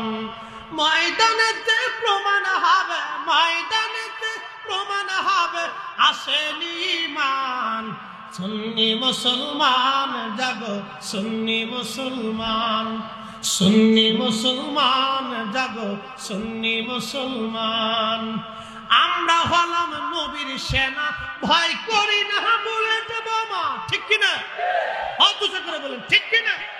দু হাত উঁচু করে বলেন ঠিক কিনা? আমরা হলাম নবীর সেনা, ভয় করি না বুলেট বোমা। ইতিহাসে লেখা আছে কারবালার প্রমাণ। সুন্নি মুসলমান বলো, সুন্নি মুসলমান জাগো, সুন্নি মুসলমান জাগো, সুন্নি মুসলমান। সালাতুন ইয়া রাসূলুল্লাহ আলাইকুম, সালামুন ইয়া হাবিবাল্লাহ আলাইকুম, সালাতুন ইয়া রাসূলুল্লাহ আলাইকুম, সালামুন ইয়া হাবিবাল্লাহ আলাইকুম। খালি মনোযোগ দিয়ে শুনিয়া যান বাবাজি। প্রথম নম্বরে আল্লাহ হায়াত। এক সেকেন্ড আগেও না, এক সেকেন্ড পরেও না। হযরতি ওই সুলাইমান আলাইহিস সালামের কাছে যুবক ডাক দিয়ে বলতেছে, হুজুর এই সময় দ্রুত গতিতে আমাকে হিন্দুস্তানে আপনি নিয়ে যান, হিন্দের জমিনে নিয়ে যান। খোদারি পয়গম্বর সুলাইমান আলাইহিস সালাম বাতাসকে বললেন, বাতাস দ্রুত গতিতে তাকে হিন্দুস্তানে নিয়ে যাও। তাহলে চিন্তা করেন, ইরান ক্ষেপণাস্ত্র বানাইলো ঘন্টায় 2000 কিলোমিটার বেগে। তার অর্থ হলো ইরান যদি বাংলাদেশ থেকে একটা ক্ষেপণাস্ত্র মারে, সৌদি আরব 6000 কিলোমিটার। এই ক্ষেপণাস্ত্রটা সৌদি আরব পৌঁছাইতে বেশি সময়ের দরকার হবে না, বেশি সময়ের প্রয়োজন হবে না। আর একটা ক্ষেপণাস্ত্র ইরান বানাইলো, সেই ক্ষেপণাস্ত্র এই শব্দের 5 গুণ গতিতে বেশি চলে। এটার নাম হাইপারসনিক ক্ষেপণাস্ত্র। শব্দের থেকে 5 গুণ বেশি গতিতে এই ক্ষেপণাস্ত্রটা চলে। এই জন্য ইসরায়েল ভয় পাচ্ছে যে ইরান থেকে বসে বসে মারবে আর আমার ঘরের মধ্যে আইসা পড়বে, আমার কিছুই করার থাকবে না। এই জন্য ওরা যুদ্ধ বাধায় নাই, ভয়ে চুপসে গেছে। মুসলমান যদি একত্রিত হতো তাহলে আজকে এই মুসলমানের করুণ পরিণত হতো না। আমরা কেন নজদিবাদের বিরুদ্ধে কথা বলি জানেননি? সৌদি আরব, ইয়ামান, Oman, Qatar, Dubai, Lebanon, Libya, Jordan, Syria, ফিলিস্তিন, এই মিশর, ইরান, ইরাক, এই পুরা অঞ্চলটা ছিল একটা মুসলিম দেশ। এই আব্দুল ওহাব নজদি, এই মরুর ডাকাত এই সৌদ বাচ্চা সৌদরে নিয়া এই আপনার উসমানীয় সাম্রাজ্যের বিরুদ্ধে তারা যুদ্ধ করে এই আরব দেশগুলি তারা দখল করে নিয়া এই ব্রিটিশ নাই আরব দেশদেরকে ছোট্ট ছোট্ট দেশে পরিণত করিয়া আজকে আরব আমিরাতে গোলাম বানাইছে, জর্দানরে গোলাম বানাইছে, সৌদির বাচ্চারে গোলাম বানাইছে, কাতারের বাচ্চারে গোলাম বানাইছে, ওমানের বাচ্চারে গোলাম বানাইছে, ইয়ামানের বাচ্চারে গোলাম বানাইছে, ওই মিশরের বাচ্চাদেরকে তারা গোলাম বানায় রাখছে, ইরাকের বাচ্চাদেরকে গোলাম বানাইছে। সমস্ত পৃথিবীর মুসলমান আরবরা যদি এক জাতিতে থাকতো তাহলে আজকে তামাম পৃথিবী আরবদের পায়ে সালাম করত। কথা করেন না কেন? ঠিক কিনা? ওরা কি করছে? আব্দুল ওহাব মুফতি আরে বাচ্চা সৌদি ডাকাতকে দিয়ে পুরো আরবকে খণ্ড বিখণ্ড করছে। এই জন্য আমরা নজদিবাদের বিরুদ্ধে কথা বলি। ওরা মুসলমানদের এমন এক ক্ষতি করছে যেটা অপূরণীয়, অকল্পনীয় ক্ষতি, যেই ক্ষতির কারণে আজকে ফিলিস্তিনের মুসলমান ৭৫ বছর ধরে মার খাচ্ছে, অথচ আরব কিচ্ছু করতে পারে না।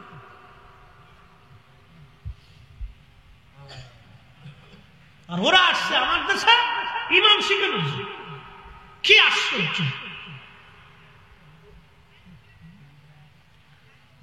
হযরত সুলাইমান নবী বাতাসকে হুকুম করলেন, বাতাস এই মুহূর্তে তাকে হিন্দুস্তানে নিয়ে যাও।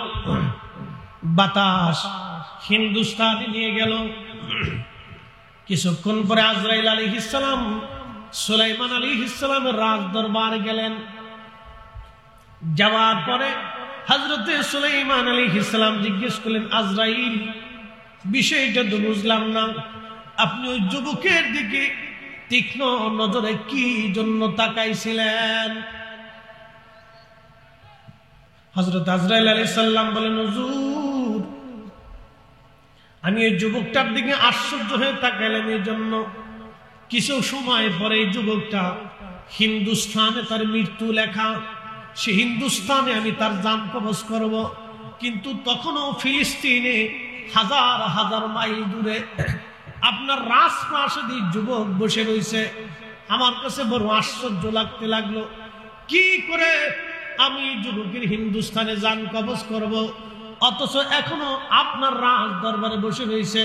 আল্লাহর কুদরতের দিকে তাকাইয়া আমি আজরাইল চিন্তায় আশ্চর্য হয়ে যুবকের দিকে তীক্ষ্ণ নজরে তাকাইছিলাম। আল্লাহ নবী বললেন, রূহটা যখন মায়ের পেটের ভিতরে আমাদের বডির ভিতরে আল্লাহ ঢুকায় দেন, তখন প্রথম নাম্বার হায়াত আল্লাহ বলে দে জিবরাইল আমি আল্লাহর পক্ষ থেকে নির্ধারিত করে দাও কোথায় সে মারা যাবে। ওমা তাদরি নাফসুম বিআইয়ি আরদিন তামুত, কোন জায়গা কোন স্থানে কোন অবস্থায় কোন সময় সে মারা যাবে তুমি জিবরাইল এটা লিখিয়ে দাও। আজরাইল ডেকে বলল, হুজুর আপনি বাতাসে হুকুম দিলেন তাকে সৌদি আরব থেকে ফিলিস্তিন থেকে হিন্দুস্তানে পাঠাইতে, সেই হিন্দুস্তানে বাতাস যখন তারা নামাইল আমি ওইখানে তার জান কবজ করে আল্লাহর দরবারে জান পৌঁছাই দিই, আমি আপনার দরবারে আবার চলে আসছি। চিৎকার মেরে জোরে বলেন আল্লাহু আকবার। জিন্দেগি তোর যাইরে ফাঁকি দিয়া রে সোনার আদর, জিন্দেগি তোর যায় ফাঁকি দিয়া। ও আদম রে কাবিনের ওই কোলেতে কাল ঘুমেতে রইলি তুই, সারা নিশি কাটাইলি তুই ঘুমাইয়া ঘুমাইয়া রে সোনার আদর, জিন্দেগি তো যায় ফাঁকি দিয়া।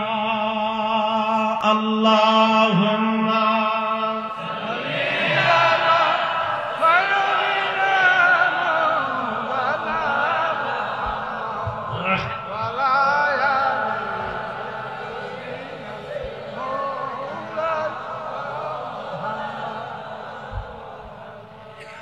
প্রথম নাম্বার হায়াত, মৃত্যু আল্লাহ রাব্বুল আলামিন লিখে দেন।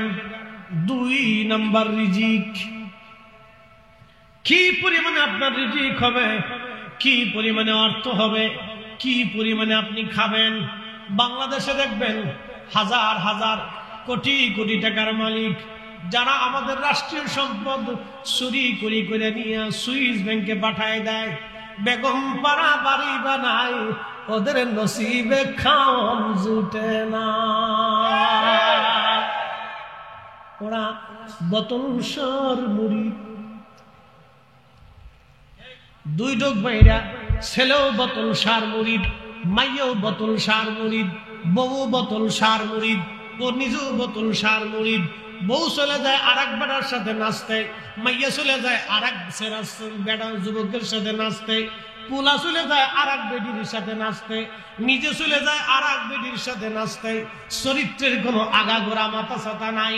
দেখবেন কপালে কোনো শান্তি নাই, শান্তির মা বইয়ে গেছে, কারণ এটা গরিব মানুষের টাকা।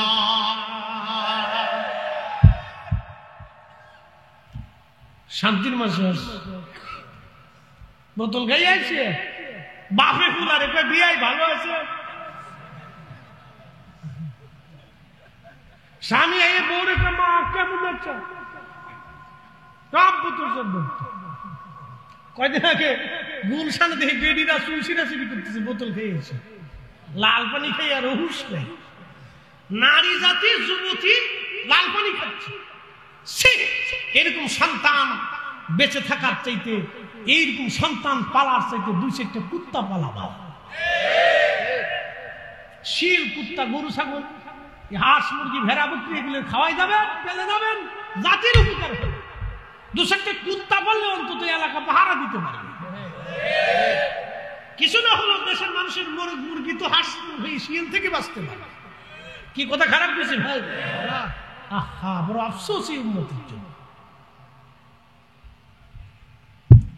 প্রত্যেক অপরাধের শাস্তি দুনিয়ার থেকে পাইতে যদি তওবা না করে। কথা কন না কেন, ঠিক কিনা?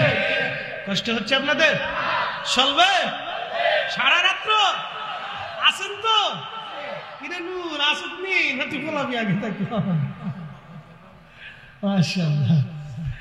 প্রিয় মুসলমান, খুবই মনোযোগ দিয়ে শুনে যান।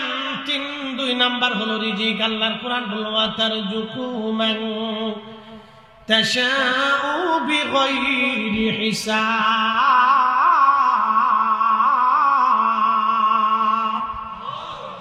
আমি যাকে খুশি তাকে অগণিত রিজিকের মালিক আমি আল্লাহ বানাই দিই। এই জন্য আমাদের উচিত আমাদের রিজিক থেকে আল্লাহর পথে দান করা, গরিব মানুষকে দেওয়া, আশেপাশে আত্মীয় স্বজনের খোঁজ খবর নেওয়া। আমাদের অনেকে আছে আত্মীয় স্বজনের সাথে সম্পর্ক নাই। আল্লাহর নবী বলেন, উম্মত যে আমার উম্মতের মধ্যে আত্মীয় স্বজনের সাথে সম্পর্ক রাখে না, সে আমার উম্মতের দলভুক্ত না। আমার আল্লাহ তার সাথে সম্পর্ক নষ্ট করে। আর সে আল্লাহর মালিকের সাথে তার সম্পর্ক থাকবে না। এই জন্য আত্মীয়তার সাথে সম্পর্ক রাখতে হবে, আত্মীয় স্বজনের সঙ্গে সুন্দর আচরণ করতে হবে, খোঁজখবর নিতে হবে। এক মহিলা আমার নবীজি জানিয়ে যাচ্ছে, রাসূল বললেন এই মহিলা জাহান্নামী। সাহাবীরা বলেন, ইয়া রাসূলুল্লাহ, সে তো নামাজ কালাম পড়তো, আমরা দেখেছি তার নামাজি ছিল। নবী বলেন, নামাজি হলে হবে কি? এই মহিলা ছিল ঝগড়াইটিয়া, প্রতিবেশীর সাথে খালি ভেজাল বাঁধাইতো, অশান্তি বিশৃঙ্খলা করতো। আমাদের দেশে দেখবেন কিছু বেডি মানুষ আছে, হাঁস নিয়া, মুরগি নিয়া, চামচ নিয়া, ডিম নিয়া, প্রতিবেশীর পানি নিয়া, ওই বাচ্চা কাচ্চা নিয়া প্রতিবেশীর সঙ্গে নিয়মিত ঝগড়া ফাসাদ বাঁধায়, শ্বশুর শাশুড়ির সাথে ঝগড়া ফাসাদ বাঁধায়, শ্বশুর শাশুড়ি খাবার দিতে চায় না। এই মহিলারা নামাজও যদি পড়ে, আল্লাহ নবী বললেন তার জন্য জান্নাত নসিব হবে না। এই নারী জাহান্নামী। কারণ এই নারী ঝগড়াইটা এইরকম বেডি আমার দেশে মনে হয়, আপনাদের দেশে নাই। আমার ফরিদপুরে বিরাট, হ্যাঁ। আবার কিছু দেখবেন বেডি পান খায়, শুধু গ্রাম বেড়ে ঘুরে বেড়ায়। এই ভাড়া যায়, ওই ভাড়া যায়, হে ভাড়া যায়, হে ভাড়া যায়, হে বাদ যায়, সেই বাদ যায়। আব্দুল করিম নতুন বিয়ে করে আনছে, ওই মেয়েটা তো নতুন আসছে, 1 মাস 2 মাস 6 মাস তো তার বেশি হইতে সময় লাগে। আপনি বিয়ে করে আইনি তার কাজে দিতে পারেন না, আপনি মেয়েটাকে বিয়ে করে আইনি তার দুনিয়ার কাজ দিয়ে দিতে পারেন না। আপনার ফ্যামিলিতে সেই মেয়েটা মেসিং হতে হবে, আপনার ফ্যামিলির সাথে অ্যাডজাস্ট হতে হবে, তাকে অন্তত 6 মাস পর্যন্ত সময় দিতে হবে। তো এই বেটার বউ আব্দুল করিম বিয়ে করে আনছে, বেটার বউ অসুস্থ ঘরের মধ্যে শুয়ে রয়েছে। করিমের মা অত্যন্ত ভালো মানুষ, তিনি রান্না বান্না করতেছে। ওই পান খাওয়া বেডি, আমাদের ফরিদপুরের ভাষায় কয় কুটনা বেডি, আপনার দেশে কি কয় কুটনা বুড়ি। এই কুটনা বুড়ি চারপাশে ঘুরে ঘুরে পান খাইতে খাইতে এই আব্দুল করিমের বাড়িতে ঢুকে করিম মা কি করো, রান্না বান্না করতেছি। করিম না 1 মাস আগে বিয়ে করছে, বৌমা একটু অসুস্থ শুয়ে রয়েছে, আমি তার বিশ্রামে রাখছি। আমি বলছি মা তুমি ঘুমাও, আমি রান্না বান্না করি। ওই কুটনা বেডি কয়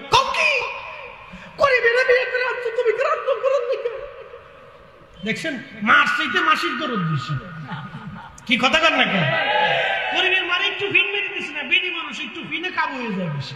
মনে রাখেন মহিলারা একটু ফিনে কাজ হয়ে যায়, খালি যদি কানে কানে যায় এখন যে ভাবি ওই বাইরে দেখছিলাম ওই মহেশকে এক বেডি লোকে গল্প করতে, তাই যুদ্ধ লেগে গেছে। কি কথা কর না কেন? এক বেডি আমার ওয়াইফের মোবাইলে কেমনে কেমনে নাম্বার পাইয়া ফোন দিয়ে ঢুকাই দিয়ে কয় এই আমি হুজুরে, আমি হুজুরে জানেননি। বলে কি কে আপনি? আমি হুজুরের বউ, ফরিদি সাহেবের বউ। আমার ওয়াইফের ফোন দিয়ে কয় আমি ফরিদি সাহেবের বউ। বলে বউ কোথার থেকে? কয় সে বিয়ে করছে কালকে, আমরা একসাথে বলছি। হাই বউ তো আমার ওয়াইফ আমার নম্বরে ফোন দিয়ে কাঁদতেছে। আমাকে কান্দু কি তুফান ঘুম, সকাল ফজরের নামাজ পড়ে আমরা ঘুমাই, সকাল 9টার সময় ঘুমিয়েছি। কিন্তু আমার ঘুম হলো তখন আন্তর্জাতিক ঘুমের মৃত্যু আছে, সারা রাত ওয়াজ করছি 2-3টে করে মাহফিল, মানে ঘুমের তালে রয়েছে, ঘুমের ওরাই এখন কান্দু কি লিখি। বলে তুমি কই আছো? আমি কিন্তু আমি তো শুয়ে রয়েছি ঘুমে। তুমি বলে বিয়ে করছি। হাই সর্বনাশ, আরে সর্বনাশ, আমি ওয়াজ করার টাইম পাই না, বিয়ে করবো কোন সময়? সারা দেশ ভরে দৌড়াইয়া না ঘুমাইয়া গাড়ি বাইরে দিয়ে ঘুমানোর টাইম পাই না, তো বিয়ে কোন সময় করবো? বিয়ে করার লাগে তো সময়ের দরকার, কি কথা কর নাকি? নতুন বোর্ডে লইতে একটু ঘোরাফেরা করতে হবো, শ্বশুর বাড়ি যেতে হবে, এসে একটু আত্মীয় স্বজন দাওয়াত করতে হবে, তো সময়ের তো দরকার। এই সময়টা তো আমার তো ভাগ্যে সেই সময় রুহুল আমিন সিদ্দিকী সাহেব আমার বন্ধু মানুষ, উনি আমার পাশে ঘুমাইতেছে। আল্লাহর কি অফিসিং হয়, দুইজন এক লেগে ঘুমাইতেছে। পরে শেষে বললাম যে দেখো তাহলে আমি কোন বউলে শুয়ে রয়েছি, তোমার একটু জানার দরকার। হ্যাঁ তাহলে ধাক্কা উঠে এই কাঁচা ঘুম তুই উড়ে লিখা। আমি তো সন্তুষ্ট, মহা বিপদে পড়ছি আজকে।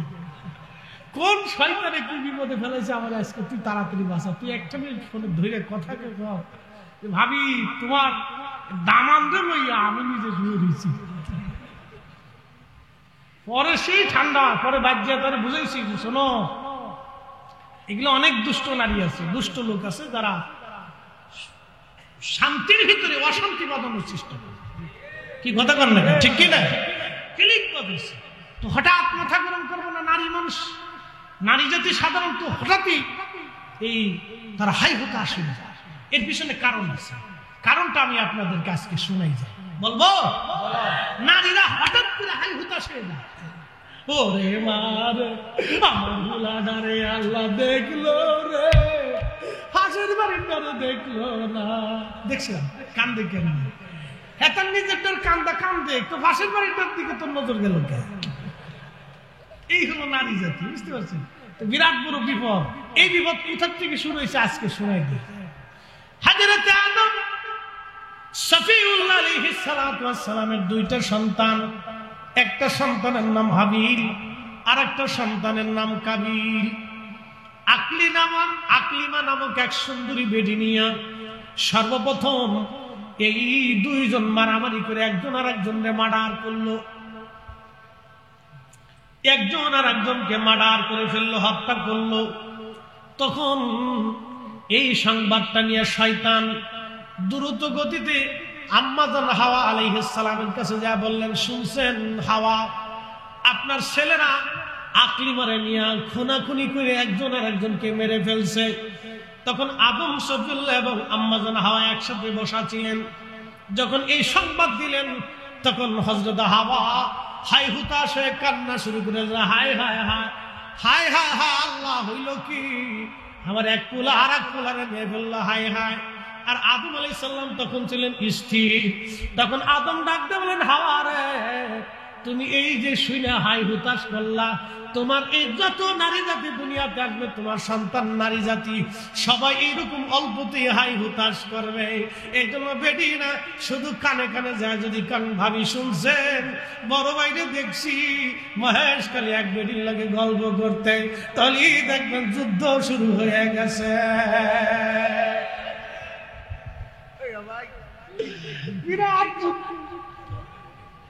আমি বিপদে পড়ে টের পাইছি যে বিপদ কারো পরে জানেননি। পরে একবার জমি কিনতে যাই, শেষে আমার ওয়াইফ বললো যে আমার জমি অর্ধেক ভাগ দিতে হবে। এই কেটের পরে দিতে হবে, কে না কোনো গ্যারান্টি নেই। কোন বেটি একবার কয়ে ফেলেছে, আবার কোন বেটি কয় আল্লাহ জানে। আমি বললাম সর্বনাশ, মাথার ভিতর কি রোগ ঢুকে দিছি, কি বিপদ ঢুকে দিছি, চিন্তা করতে পারছেন কতদূর পর্যন্ত গেছে। পরে এটি দিয়ে ঠান্ডা করছি, যা তাও ঠান্ডা থাকে। অশান্তি তো বুঝছে না, ওয়াশ করতে দিবে না আমার, হ্যাঁ ওয়াশ করতে দিবে না, রাস্তাঘাটে চলতে দিবে না, খালি কোনো কোনো ফোন দিয়ে কোন জায়গা হয়ে রয়েছে।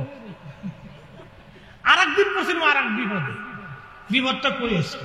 তখন নতুন নতুন বিয়ে করছি, বুঝতে পারছেন, যারা নতুন নতুন বিয়ে করছেন বা করেছেন তারা জানেন নতুন নতুন একটু খুব মহব্বতের ধাক্কা বেশি থাকে আর কি। তো যশোর থেকে মাহফিল করে আসতেছি, তখন গাড়ি করে ছিলেন, তো লোকাল বাসে উঠছি, যশোর থেকে মাগুরা পর্যন্ত লোকাল বাস আসে, সকালবেলা ডাইরেক্ট পাইতেছি। তো বাসের মধ্যে বসি, 4 বেডি উঠছে কিস্তির বেডি। কিস্তির বেডি শুনছেন আপনারা, যারা কিস্তি উঠায়, ওটা এই যে কি এনজিও আছে না, তো এরা তো মহিলাদের সাথে কাজ করে, তো মহিলাদের সাথে ঝগড়া করা লাগে, আবার হাসি তামাশা করা লাগে, গান গাওয়া লাগে, কত কায়দা বাদে। তো 4 বেডি উঠে গল্প শুরু করছে, পুরি গল্প গাড়ির ভিতরে তুফান উঠে ফেলেছে, কোন বেডি কি করে, কোন বেডির লোকে ঝগড়া করে সব উঠাইছে। তা আমি বাসের এক কোনায় জানলার পাশে ব্যাগটা কোলের পিঠ দিয়ে চুপচাপ বসে গেছি, ফজরের নামাজ পড়ে বেরিয়েছি, একটু জিম জিম জিম জিম, কিন্তু বেডিকের গল্পের জ্বালা মাথা নষ্ট হয়ে গেছে। কারণ আপনারা দেখবেন এই 500 পুরুষ এক জায়গায় থাকলে কোনো শব্দ নাই, 4 বেডি এক জায়গায় হইলে কেউ কেউ কেউ কেউ কেউ কেউ কেউ কেউ কেউ কেউ কেউ কেউ চলতে থাকে। আমি নাম দিছি আনলিমিটেড রেডিও ব্যাটারি ছাড়া, বিবিসি সংবাদ। তো আসতেছে ঠিক এমন সময় আমার ওয়াইফ আমার মোবাইলে ফোন দিচ্ছে, তো ফোন দিয়ে সকালবেলা জানবে কোথায় আছো, কি অবস্থায় আছে। তাহলে আমি চিন্তা করি, আল্লাহ ফোন যদি রিসিভ করি তাহলে বেডি মানুষ কেউ কেউ কেউ কেউ কবে যে খুজুর মানুষের কোন বেডিকার ভিতরে বয়ে দিচ্ছে, বিপদ না। আবার যদি ফোন রিসিভ না করি তাও চিন্তায় থাকবে যে ফোন রিসিভ করে না, কোন ঘটনা ঘটলো, কি জ্বালা জ্বালা, নতুন বউ, বিপদ। পরে শেষ পর্যন্ত কয়েকবার কাইটি দিছি, কাইটি দেওয়ার পরে আবার ধরছি, ধরার পরে খালি কেবল করছি হ্যালো হ্যালো কর সাথে ওই প্রান্ত থেকে বলতেছে কি ব্যাপার, কোন বেডিকার ভিতরে তুমি বয়ে দিচ্ছ। আলম না বেডি না, বাসের ভিতরে বয়ে দিচ্ছি, কিস্তির বেডির ওইটা ছিললে পাল্লা করতেছে না, কিস্তির বেডি কে এইভাবে চিনলে নাকি, তুমি কোন বেডিকারে পানি ভরা দিতেছো তাই কম। কি বিপদ, এইটা ছুটাইতে আমার 1 মাস পর্যন্ত সময় গেছে, বুঝতে পারছেন। এই যে হাই হতাশ, এটা ওনাদের সৃষ্টিগত ভাবে হয়ে আসছে, আমাদেরকে এগুলি ট্যাকেল দিতে হবে। আল্লাহ আমাদের বুঝার তৌফিক দিয়ে সকলে বলেন আমিন। আদম সফিউল্লাহ তিনি ওই সময় স্ট্রং ছিলেন বিধায় পুরুষ জাতিরা কোনো সংবাদ শোনার পরে দেখবেন হাই হতাশ হয় না, তার আগে বিষয়টাকে নিরীক্ষণ করে পর্যবেক্ষণ করে এটা সৃষ্টিগত ভাবে আল্লাহ তৌফিক দিন। মুসলমান তসলিমা নাসরিন বললো, বেটারা দাঁড়ায় মুতে, বেডিরাও দাঁড়ায় মুতবো, এটা হয়নি আপনারা কম। হ্যাঁ, বেটারা দাঁড়ায় পেশাব করলে মহিলারা কি দাঁড়ায় পেশাব করতে পারে? এটাকে আল্লাহ ওইভাবে বানাইছে তাদেরকে, সৃষ্টিগত ভাবেই তারা আলাদা, সৃষ্টিগত ভাবেই আলাদা। অতএব তারা সালাতের পদ্ধতিও আলাদা, পুরুষের সালাতের পদ্ধতি আলাদা, নারীদের সালাতের পদ্ধতি আংশিক আলাদা। কিন্তু যারা আজকে লামাজা তারা বলতেছে পুরুষরা যেমন নামাজ পড়বে বেটিরাও আমরা নামাজ পড়বে, পুরুষরাও জামাতে আসবে বেটিরাও জামাতে আসবে। তার মানে এমনি বেটি করে ফুল প্যান্ট হাফ প্যান্ট শুনাইতে পারতেছি না, এরপরে জামাতে আসলে স্বাস্থ্য ভাই খালাতো ভাই কুক দিবে কুক। কি কথা কন না কেন? যুবক পোলাখান মসজিদের বারান্দা ছাড়বে না, বোঝে না পাশেই তো আসতেছে, এই জন্য হযরত ওমর রাদিয়াল্লাহু আনহু বললেন কোন নারী জাতি মসজিদে আসতে পারবে না, কারণ ফিতনার জমানা, সব নারীরা ঘরে নামাজ পড়ো। আল্লাহর নবী বলছেন নারীরা ঘরে নামাজ পড়লে পুরুষের চাইতে দ্বিগুণ সওয়াব। একসাথে বলা যাবে সুবহানাল্লাহ। সুবহানাল্লাহ।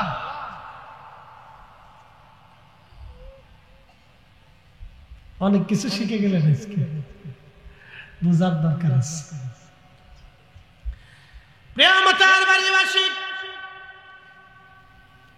2 নাম্বার রিজিক, 3 নাম্বার ইজ্জত। আল্লাহ যারে ইজ্জত দেন তারে সম্মান দেন, তার সম্মান কেউ চিনাইতে পারে না, ঠিক কিনা? 3 নাম্বার ইজ্জত। রব্বুল আলামিন ইজ্জত দিলেন। আল্লাহ বলেন তুইজ্জু মান তাশাউ ওয়া তুযিল্লু মান তাশাউ। আমি যাকে খুশি তাকে ইজ্জত ওয়ালা বানাই, যার কাছ থেকে খুশি আমি মালিক ইজ্জত ছিনাই নেই। বৃষ্টি পড়তেছে, এই গরমে কুয়াশা পড়ে, লা হাওলা ওয়ালা কুওয়াতা ইল্লা বিল্লাহ। এটা আমাদের পাপের ফসল, তাছাড়া কি বলবো? এটা আমাদের গুনাহের ফসল, তাছাড়া বলার কিছু না। এত গরম এইভাবে কুয়াশা পড়ার তো কোনো অর্থ আসে? বৃষ্টি পড়ার দরকার। আজকে বৃষ্টির জন্য আমরা এখানে দোয়া করবো, দোয়া করে যাবেন না ইনশাল্লাহ? সবাই নিয়ে আজকে একটু দোয়া করবো, যদি আল্লাহ দয়া করে আমাদেরকে যদি বৃষ্টি দিয়ে আল্লাহ ঠান্ডা বানায়, আবহাওয়াকে আল্লাহ নরম করে দেন। যে প্রচন্ড গরম, এগুলো বিতৃষ্ণা দিয়ে বসবেন ইনশাল্লাহ। অল্প সময়, কথা শেষ পর্যায়ে চলে আসছি। 4টে জিনিস আল্লাহ বাধ্যতামূলক করে দেয়, এগুলিতে কখন হাত দিবেন না। 1 নম্বর হায়াত, 2 নম্বরে রিজিক, 3 নম্বরে ইজ্জত, 4র্থ নম্বর আমল। শুনে যান বান্দা কি আমল করবে। এত ওয়াহাবি হইব না সুন্নি হইব, খারিজি রাফিজি, শিয়া মুতাজিলা, জবারিয়া বাতিল ফিরকা না আহলে সুন্নাত ওয়াল জামাত, এগুলি আল্লাহ পছন্দ যারে করেন। শোনেন, সবাই কিন্তু শাহজালাল ইয়ামানি মুজারিদি হয় নাই। বাংলাদেশে লক্ষ লক্ষ শাহজালাল আছে, তো ইয়ামানি মুজারিদি আল্লাহর ওলি কয়জন? একজন না? ও বন্ধু, বদর শাহলিয়া, দেশে বদর বহু আছে, বদর নামে বহু আছে, কিন্তু সবাই কিন্তু বদর শাহলিয়া হতে পারে নাই। ও নবীর উম্মত, হযরতে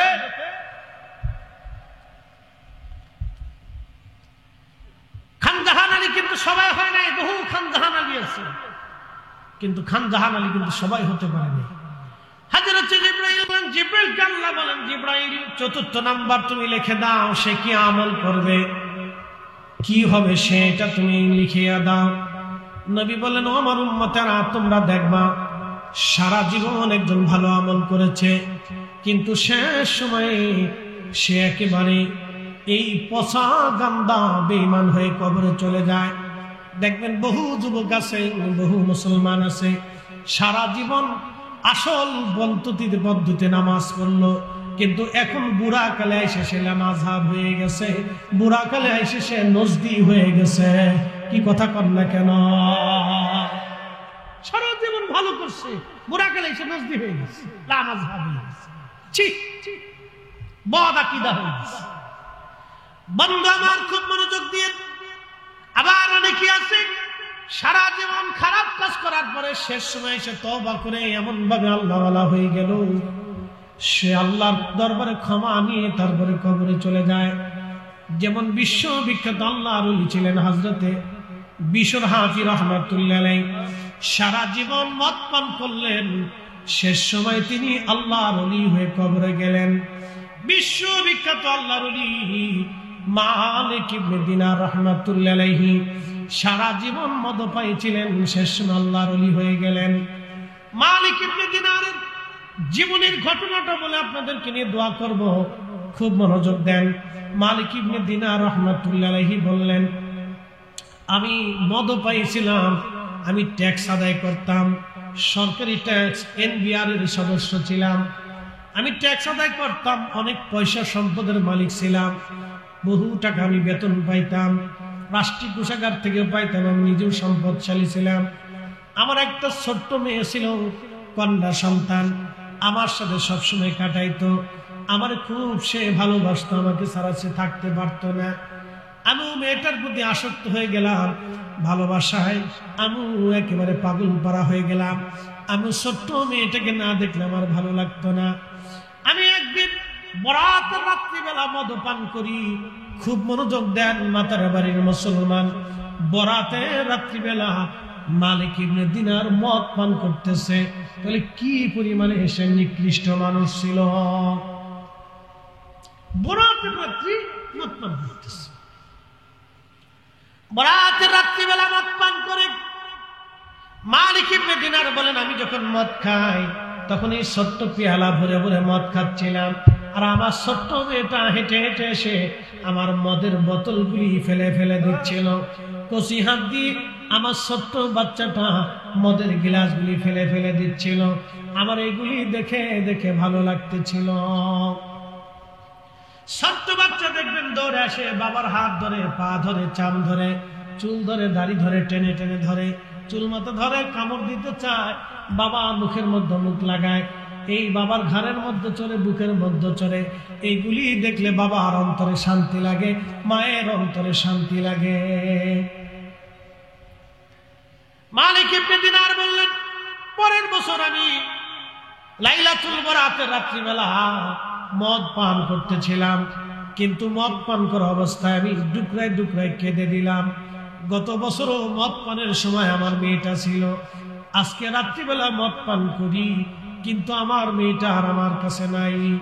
2-3 মাস আগে মাত্র আমার মেয়েটা ইন্তেকাল করেছে, আমার মেয়েটা মারা গেছে। অনেক দুঃখ নিয়ে মদ পান করে আমি ঘুমিয়ে পড়লাম। ঘুমিয়ে পড়ার পরে আমি স্বপ্ন দেখি কিয়ামতের মাঠ কায়েম হয়ে গেছে, বিরাট বড় মাঠ। এই বিরাট মাঠ কায়েম হয়ে যাওয়ার পরে শুধু লেলিহান শিখা, কান্নার আওয়াজ, চিৎকার আৎকার, কঠিন বিভীষিকা, বিরাট বড় প্রান্তরে পাশ ওপাশ দেখা যায় না। জায়গায় জায়গায় আগুন জ্বলতেছিল, জাহান্নামের গর্জন কতই না কঠিন। আমি লক্ষ্য করলাম একটা বিরাট বড় অজগর সাপ আমার দিকে তেরে তেরে আসতেছে, আমার দিকে দৌড়ায় দৌড়ে আসতেছে আমারে কামড় দেওয়ার জন্য। মালিক ইবনে দিনার বলেন, ওই সাপ আমি দেখিয়া দ্রুত গতিতে আমি দৌড়ায়া পালাইতে লাগলাম, দ্রুত গতিতে আমি পালাইতে লাগলাম।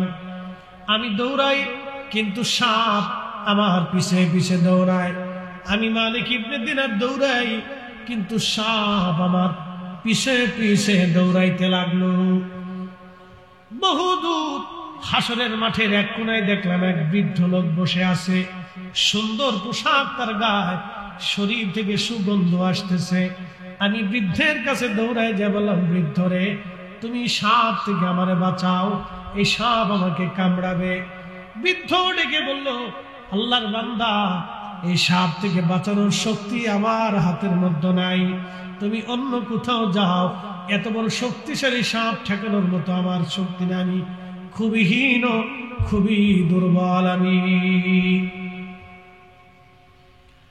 মালিক ইবনে দিনার বলেন, দুনিয়ার মানুষ আমি দ্রুত গতিতে দৌড়াইতে লাগলাম, আরো সাপ আমার পিছে পিছে দৌড়ায় আমাকে ধরার জন্য। আমি দেখলাম মনোরম বিরাট বড় একটা প্রাসাদ দেখা যায়। ওই প্রাসাদের সুন্দর সুন্দর কামরা, জবরদস্ত ইয়াকুত সোনা রূপা দিয়ে বানানো, খুবই দামি বিল্ডিং। এই বিল্ডিং এর ভিতরে হাজার হাজার লক্ষ লক্ষ ছোট ছোট বাচ্চারা খেলাধুলা করে। ওই বিল্ডিং এর পাহাড়ে একজন ফেরেশতা, দরজার দিকে আমি দৌড়ে যাচ্ছি আশ্রয় নেওয়ার জন্য। তখন ওই ফেরেশতা ডাক দিয়ে বলল, একজন আল্লাহর বান্দা বিপদগ্রস্ত হয়ে আমাদের বিল্ডিং এর দিকে, প্রাসাদের দিকে দৌড়ায় আসতেছে। ও বাচ্চারা, তোমরা বের হয়ে আসো, এই লোকের কারণে কোনো আমানত হয়তো এই প্রাসাদের মধ্যে আছে, এই ব্যক্তির কোনো আমানত এই প্রাসাদের মধ্যে আছে, বিদায় এই লোকটা এই প্রাসাদের দিকে আল্লাহ তাআলা ধেয়ে নিয়ে আসতেছে। তোমরা বের হয়ে সাপ থেকে বাচ্চা এই লোকটাকে বাঁচাও। তখন দরজা খুলে দেওয়া হলো। আমি দৌড়াইয়া বিল্ডিং এর মধ্যে ঢুকলাম। ঢুকার পরে দেখি হাজার হাজার বাচ্চারা আমার দিকে দৌড়ে আসে। আমি তাকায় দেখলাম আমার ছোট্ট মেয়েটা, যেই মেয়েটা মারা গিয়েছিল, ওই মেয়েটাও আমার সামনে এসে দাঁড়ায় গেছে। চিৎকার মেরে ধরে বলেন আল্লাহু আকবার। তুমি রহমান, তুমি মেহেরবান, বলেন তুমি রহমান, তুমি মেহেরবান। অন্ধ গাহে না শুধু তোমারই গুণগান, অন্ধ গাহে না শুধু তোমারই গুণগান, বুঝে বুঝে না তবু শান। তুমি রহমান, তুমি মেহেরবান, তুমি রহমান, তুমি মেহেরবান। সালাতুন ইয়া রাসূলুল্লাহ।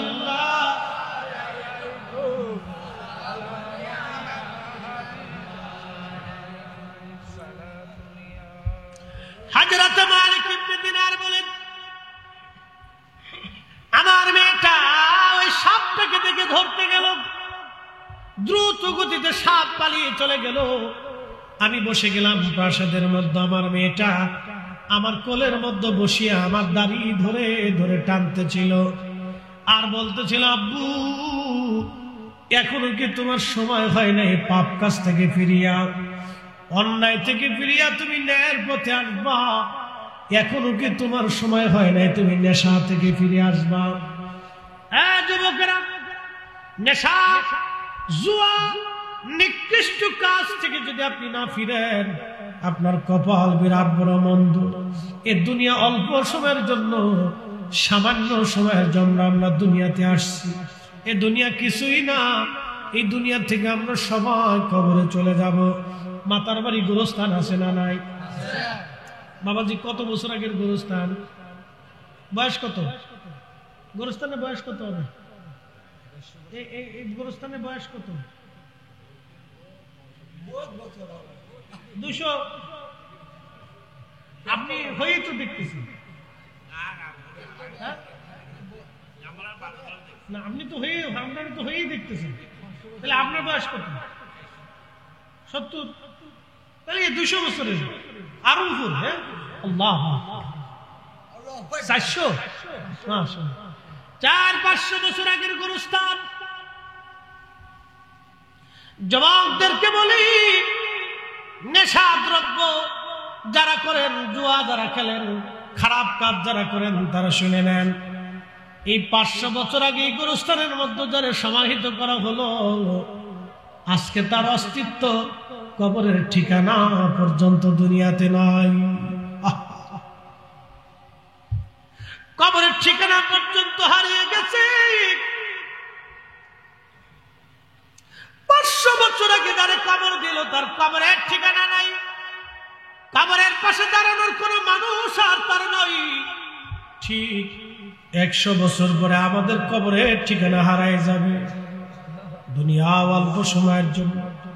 মালিক ইবনে দিনার রাহমাতুল্লাহ আলাইহি ছোট্ট মেয়েটা ডেকে ডেকে বলে, আব্বা তোমার কি এখনো সময় হয় নাই তুমি পাপ কাজ থেকে ফিরে আসবা? বাবা এখনো কি সময় হয় নাই তুমি নামাজে আসবা?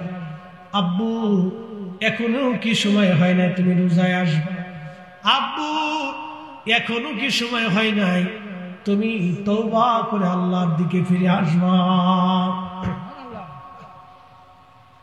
মালিক ইবনে দিনার বললেন, ছোট্ট আমার মেয়েটাকে জিজ্ঞেস করলাম, মা রে ওই সাপ, কিসের সাপ আমাকে তাড়া করতেছিল মা? তখন আমার মেয়েটা বলল, আব্বু ওই সাপটা হলো তোমার বদ আমল। সারা জীবন যে তুমি অন্যায় করছো, মদ পান করেছো, অন্যায় করেছো, অপরাধ করেছো, বদ আমল করেছো, নেশা করেছো, আব্বু এই বদ আমল হলো তোমার এই স্বর্গ। এই সাপ তোমাকে আজকে আল্লাহ রাব্বুল আলামিন এই সাপ দিয়ে তোমার আযাব দিত। মালিক ইবনে দিনার বললেন, মারে ওই যে বৃদ্ধ লোকটার কাছে আমি সাহায্য চাইতে গেলাম, সুদর্শন সুন্দর পোশাক পরা, সুগন্ধ, এই বৃদ্ধ লোকটা কে রে মা? বলতেছে, আব্বু এই বৃদ্ধ লোকটা হলো তোমার নেক আমল। তুমি তার দুর্বল করে রাখছো, তোমার আমল নাই, নামাজ নাই, রোজা নাই, আমলটাকে তুমি দুর্বল করে রাখছো বাবা। সেই জন্যই বৃদ্ধটা, আল্লাহ তোমার এই আমলটাকে বৃদ্ধের পরিণত করিয়া তোমার আজ দেখাই দিল। এই বৃদ্ধটা তোমার সাহায্য করতে পারে নাই আব্বু। আমল যদি ভালো হইতো তাহলে এই সাপ তোমারে আক্রমণ করতে পারতো না, বৃদ্ধ তোমাকে ঠেকাই দিত। ডাক দিয়ে বলল, মা এই জান্নাতের প্রাসাদ তোমরা সবাই এখানে হাজার হাজার লক্ষ লক্ষ বাচ্চা, এরা কারা? বলতেছে, আব্বু এই বাচ্চাগুলি মার কোল খালি করে, বাবার কোল খালি করে যারা ছোট্টকালে মারা যায়, আমার আল্লাহ এই বাচ্চাদেরকে জান্নাতের ভিতরে লালন পালন করতে থাকে। চিৎকার মেরে জোরে বলেন আল্লাহু আকবার। এই বাচ্চারা বাবা মার সুপারিশকারী হয়, জান্নাতের কারণ হয়। বাবা বলে, মারে তুমি সাপকে ধরতে গেলে সাপ পলায় চলে গেল, তুমি আমার নিরাপত্তা দিলা, মা বিষয়টা বুঝলাম না। বলে, আব্বা জান আমি আপনার কন্যা সন্তান, ছোট্টকালে আমি মারা গেছি বিধায় আমার কোনো পাপ নাই, আমার কোনো গুনাহ নাই। আমরা ছোট্ট যারা দুনিয়া থেকে কবরে চলে আসি, এই বাচ্চাগুলি বাবা মার জন্য সুপারিশ করনেওয়ালা হয়ে যায়। যেই বাবা মা বাচ্চা মারা যাওয়ার পরে ধৈর্য ধারণ করে, এই বাচ্চাগুলি কিয়ামতের ময়দানে তার জন্য সুপারিশ করনেওয়ালা হয়ে যায়। আব্বাজান সেই জন্য আজকে তোমার উপকার করতে পারলাম, তোমার আজকে সর্ব থেকে বাঁচাইলাম, আজকে তোমার আমি জান্নাতের আমাদের ঘরের ভিতরে তোমাকে বসাইলাম। আব্বা গো তুমি খারাপ কাজ থেকে ফিরে আসো, আর খারাপ কাজ করিও না। মালিক ইবনে দিনার রাহমাতুল্লাহি আলাইহি বলতেছে, দুনিয়ার মানুষ, আমার ঘুম ভেঙে গেল, স্বপ্ন ভেঙে গেল। ঘুম থেকে উঠার পরে আমি গোসল করিয়া আমি পাক সাফ হইয়া তওবা করলাম, সিজদায় পড়ে আল্লাহর ডাক দিয়ে বললাম, মালিক আমি মালিক ইবনে দিনার আর দুনিয়াতে কোনোদিন খারাপ কাজ করব না। আমার কোটি কোটি টাকার সম্পদ আল্লাহর রাস্তায় পরের দিন সকালবেলা আমি দান করে দিলাম। আমি নিঃস্ব হয়ে গেলাম, গরিব হইয়া আমি মালিক ইবনে দিনার আল্লাহ পাওয়ার জন্য দিনহীন হইয়া, জাহিদ হইয়া, দুনিয়া বিরাগী হইয়া রাস্তায় বের হয়ে গেলাম আল্লাহরে পাওয়ার জন্য। দুনিয়ার এমন কোন আলেম নাই যে আলেম মালিক ইবনে দিনারের প্রশংসা না করেছেন। দুনিয়ার এমন কোন আলেম নাই মালিক ইবনে দিনারের জন্য কিতাব না লিখেছেন, প্রশংসা না করেছেন। এত বড় দুনিয়ার ওলি হয়ে গেলেন, এত বড় জাহিদ হয়ে গেলেন মালিক ইবনে দিনার। নদীর ভিতর দিয়ে যাচ্ছিলেন, নৌকার ভিতরে তিনি নৌকায় মাঝি ডাকতে বলে, মালিক তুমি ভাড়া দাও। মালিক ইবনে দিনার বলেন, মাঝি রে আমি দিনহীন মুসাফির, আমার হাতে কোনো পয়সা করি নাই, তোমার কিছুই দিতে পারবো না রে মাঝি, আমারে আজকের জন্য মাফ করে দাও। মাঝি নাসরবান্দা ডাক দেখে, না বেটা ভাড়া না দিলে তোরে ঘাট ধাক্কা দিয়ে আজকে নৌকার ভিতর থেকে নদীর মধ্যে ফেলে দিব। মালিক ইবনে দিনার রাহমাতুল্লাহি আলাইহি সহ্য করতে পারেন নাই, নদীর মধ্যে হাত বাড়াই দিলেন। আমার আল্লাহ ডাক দিলেন, মাছের আরে তাড়াতাড়ি যাও, প্রত্যেক মাসে মুখে করে একটা করে স্বর্ণ মুদ্রা নিয়ে যাবা। আমার বন্ধু, আমার অলি মালিক ইবনে দিনার হাত বাড়াইছে, আমার বন্ধু অপমান হবে। আমি আল্লাহ ওয়াদা করছি, আমার বন্ধুর ইজ্জতের জামিনদার আমি আল্লাহর হাতে। লা খাউফুন তাদের কোনো ভয় নাই, ওয়ালা হুম ইয়াহজানুন তাদের কোনো চিন্তা নাই। আমি আল্লাহ ওয়াদা করছি, মাছের আরে প্রত্যেকে মুখে করে একটা করে স্বর্ণ মুদ্রা নিয়ে যাবি, যা। প্রত্যেক মাসে করে একটা করে স্বর্ণ মুদ্রা নিয়ে আসছে। নৌকার চারপাশে হাজার হাজার স্বর্ণ মুদ্রাগুলি মুখে নিয়ে পানির উপরে বসে। মালিক ইবনে দিনার ডাক ডাকে, মাঝি রে, তোর যত পয়সা লাগে নিয়ে যাও, আমার আল্লাহ নৌকার ভাড়া পাঠাই দিছে। হ্যাঁ না, চিৎকার করে বলেন আল্লাহু আকবার। তাহলে আমরা ওলিদের পক্ষে আসি না নাই? হাত উঁচা করে বলেন আসি না নাই? আল্লাহ কবুল করুন, সকলে বলেন আমিন। ওলি আল্লাহর বাংলাদেশ, শহীদ গাজীর বাংলাদেশ, রহম করো আল্লাহ, রহম করো আল্লাহ। এ শাহজালালের বাংলাদেশ, শাহ মখদুমের বাংলাদেশ, রহম করো আল্লাহ, রহম করো আল্লাহ। এসেছেন যত নবী সকলের ইমাম, সালাম নবী তোমায় হাজারো সালাম ইয়া নবী।